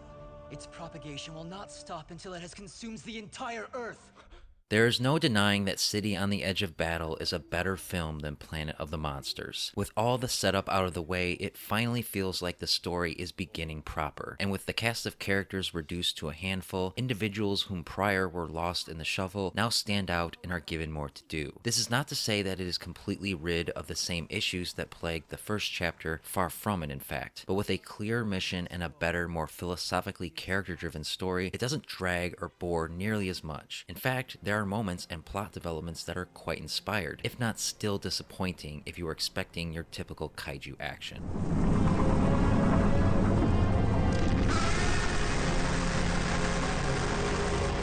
Indeed, much like how Godzilla was altered substantially for these films, so too was Mechagodzilla, only even more so. So radically different is this interpretation that it can't even be labeled as Mechagodzilla proper, and thus those hoping to see it here will be severely frustrated. Constructed from the insidiously named nanometal of the perversely logical Biollante, it has constructed an entire city around its remains, becoming a symbolic fortress of the all-consuming nature of human technology. Uncomfortably cold and empty, it is juxtaposed to the warm and inviting lair of the Hotua, the ancestors of mankind whom have evolved to survive and coexist with a planet dominated by Godzilla. These are interesting new spins on the franchise's most classic elements that develop the world a lot better than the first film, and thus make for a far more engaging story. You mean the two of them are twins?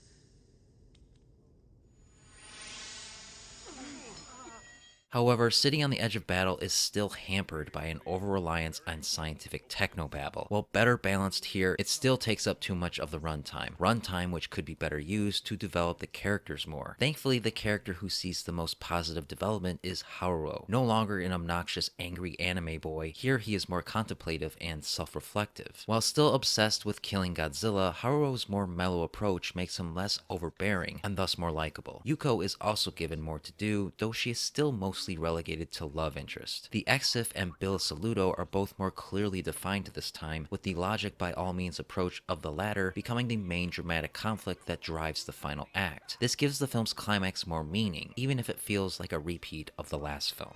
All monsters are called monsters, because they cannot be defeated by people. City on the Edge of Battle continues with the same style of animation, and the strengths and weaknesses remain as well. There are shots and images of utter beauty, and the way in which the 3D is shaded and colored to resemble traditional 2D is both uniquely appealing and oddly distracting. It mostly works, but there are times when the human characters don't look or move quite right. What is flawless though is the sound design. Everything from the subtle clicking of a hologram to the thunderous movement of Godzilla has a heft to it that sells the believability of the world. The music by Takayuki Hattori is still just as good, and with better material to accompany it this time, it stands out all the more, even going so far as to throw in some 80s style techno synth to shake things up.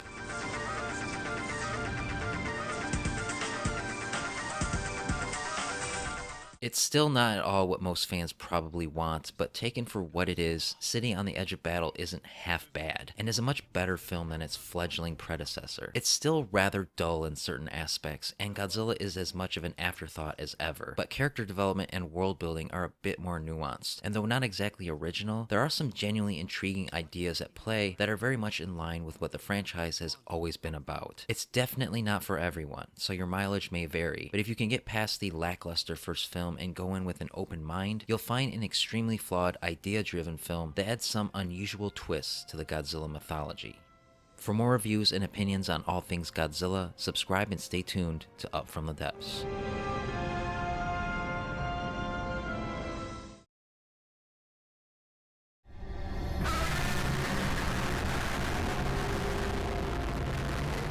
City on the Edge of Battle was a nice step up from Planet of the Monsters, but was still dissatisfying in many respects. By now it was clear that the Godzilla anime wasn't going to be what many fans had hoped, but there was still a chance that it could all come together in a satisfying way that sheds new light on a story that up until that point had proven very divisive. And so the end of 2018 saw the release of the final chapter of the trilogy titled Godzilla the Planet Eater, which ends the controversial series on a high note.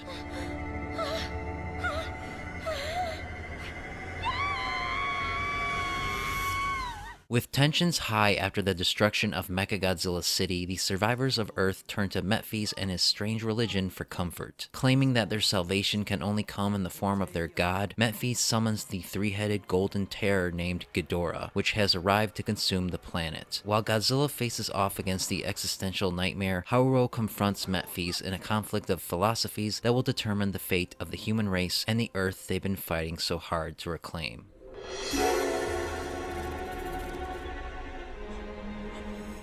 For many reasons, Godzilla the Planet Eater is the most watchable film of the anime trilogy. Of the three films, it feels like it has the most at stake, and the overall themes and ideas that are driving the story feel more digestible and coherent. On top of that, it introduces new ideas that take the Godzilla mythology into even more interesting avenues, ones that the franchise had only toyed with prior. In the end, it all comes together in a way that, when taken with the preceding films, makes the entire journey greater than the sum of its parts. Will consume all that there is. The king of the void, not of this realm. Above all, what the Planet Eater has over the other films is the overwhelming sense of apocalyptic doom. Just like how Godzilla and Mechagodzilla were reinterpreted in radical ways, so too is King Ghidorah, and here it absolutely works. While it may be controversial to say, for perhaps the first time ever, Ghidorah lives up to the concept of an intergalactic planet destroyer. Its ability to traverse time and space is truly frightening, and the sheer cosmic horror of its being is conveyed in moments of genuine tension and suspense. The film takes it even further by having the Exif worship it in a cultish manner that is actually pretty unsettling. Together, these aspects give this Ghidorah a Lovecraftian edge that has always been inherent to the character, giving this film a real dramatic thrust that the other two films lacked.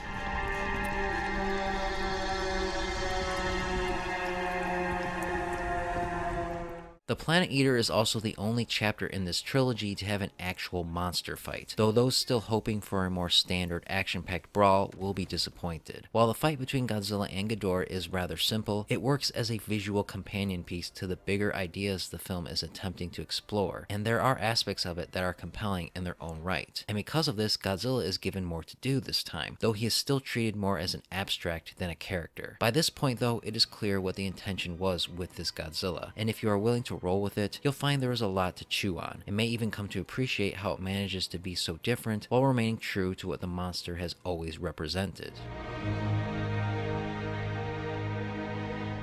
The human cast is reduced to an even smaller handful in the Planet Eater, and it benefits greatly from it. Haruo and Metphis are the central focus, with both representing two sides of the existential debate that drives the film. Haruo continues to grow more likable as he grows more mellow and thoughtful, and Metphis becomes an even more interesting character as his true intentions are made clear. Much of the runtime is dedicated to Metphis tempting Haruo with his nihilistic beliefs, and while the ideas explored here are nothing new, it's kind of neat to see a Godzilla film attempt to be more brazenly abstruse, even at the expense of those looking for more conventional Godzilla fare. Within this limited universe, it is simply the natural conclusion.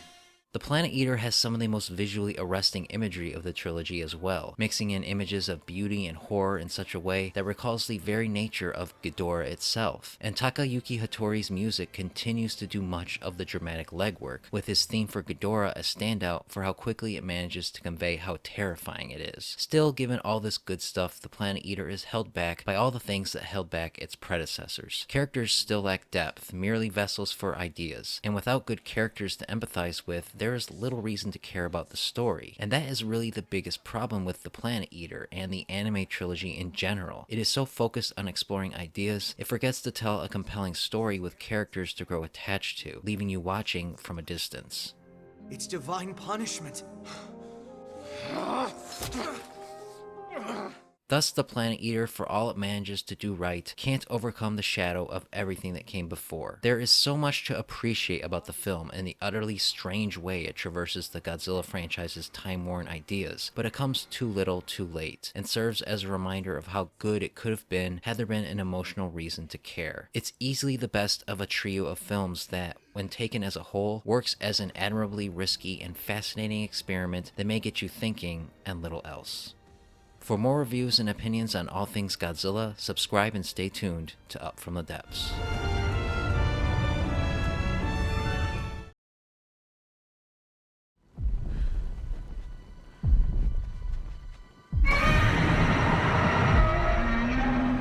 With the 2014 Godzilla film being both a critical and financial success, Warner Bros. And Legendary Pictures immediately announced that there would be a sequel, shortly after which they dropped the bombshell that Mothra, Rodan, and King Ghidorah would be making appearances as well. Taking the place of Gareth Edwards as director was Michael Dougherty, a genre filmmaker known for his cult hits Trick or Treat and Krampus. Together with his co-screenwriter Zach Shields, he was tasked with crafting a story that would build the world of Warner Bros. Monsterverse while at the same time paving the way for the upcoming rematch between Godzilla and King Kong. And so after a long 5-year wait, Godzilla King of the Monsters finally hit theaters in May 2019. An epic, action-packed film that, for both better and for worse, faithfully embraces and translates the franchise's often eccentric storytelling style for general audiences.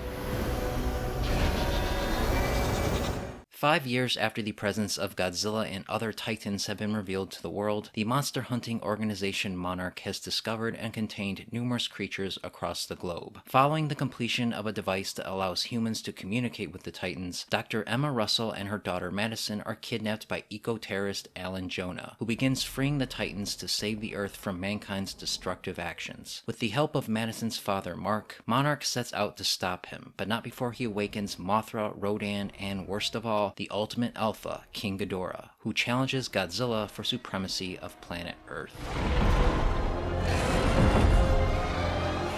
In many ways, Godzilla King of the Monsters feels like a deliberate course correction in response to the criticisms of its predecessor. While the 2014 film relished in taking its time, this film hops from one epic set piece to another at breakneck speed. The kaiju are clearly the focus here, and while this will no doubt satisfy those who felt that the last film skimped out on the monster mayhem, it does come at the expense of a truly great story worthy of being invested in. Thankfully, everything involving the monsters is top-notch, and the joy comes from seeing these classic characters being given the kind of big-budget treatment many fans have longed to see.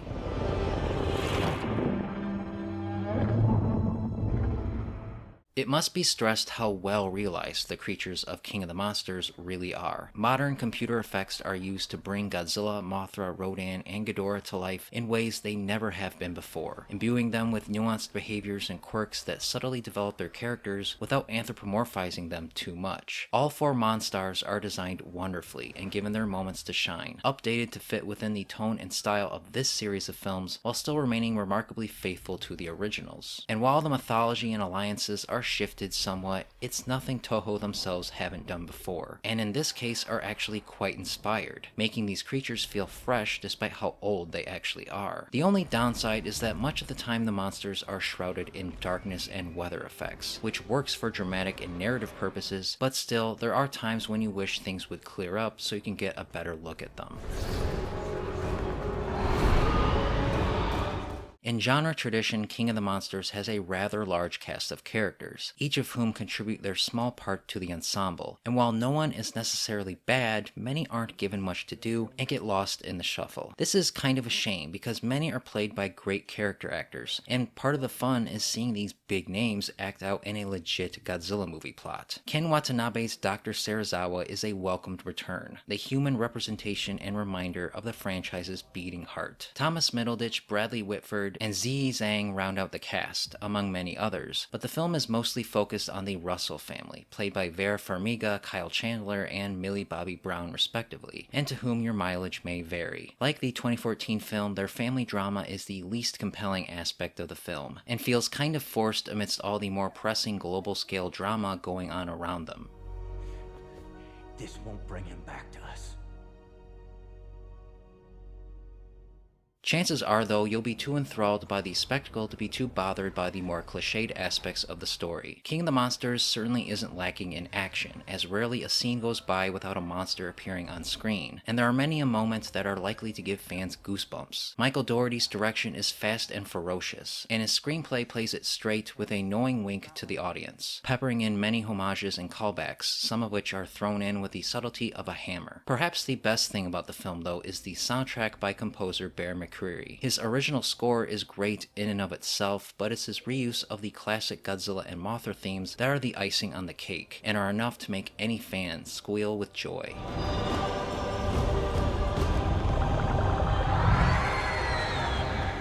Ultimately, Godzilla King of the Monsters is a really fun, high-octane thrill ride that doesn't have too much to offer beyond that, and that's just fine. While it plays around with religious and environmental themes, it's very surface level, only serving to contextualize the monster action and little more. But for those who love monsters, especially these particular characters, that will be more than enough. All 4 of the main stars are treated like the cinematic titans they are, each of them given moments of striking visual beauty that stick with you and may well become iconic down the line. It does risk alienating those who aren't quite as enthusiastic about the kaiju genre, but it could be argued that this film wasn't made for them. This is a big-budget Hollywood Godzilla film made for fans by fans, and while there is a sense that it could be better, taken for what it is, it's a worthy sequel to the 2014 film, and more than a worthy entry into this historically long-running franchise. For more reviews and opinions on all things Godzilla, subscribe and stay tuned to Up From the Depths.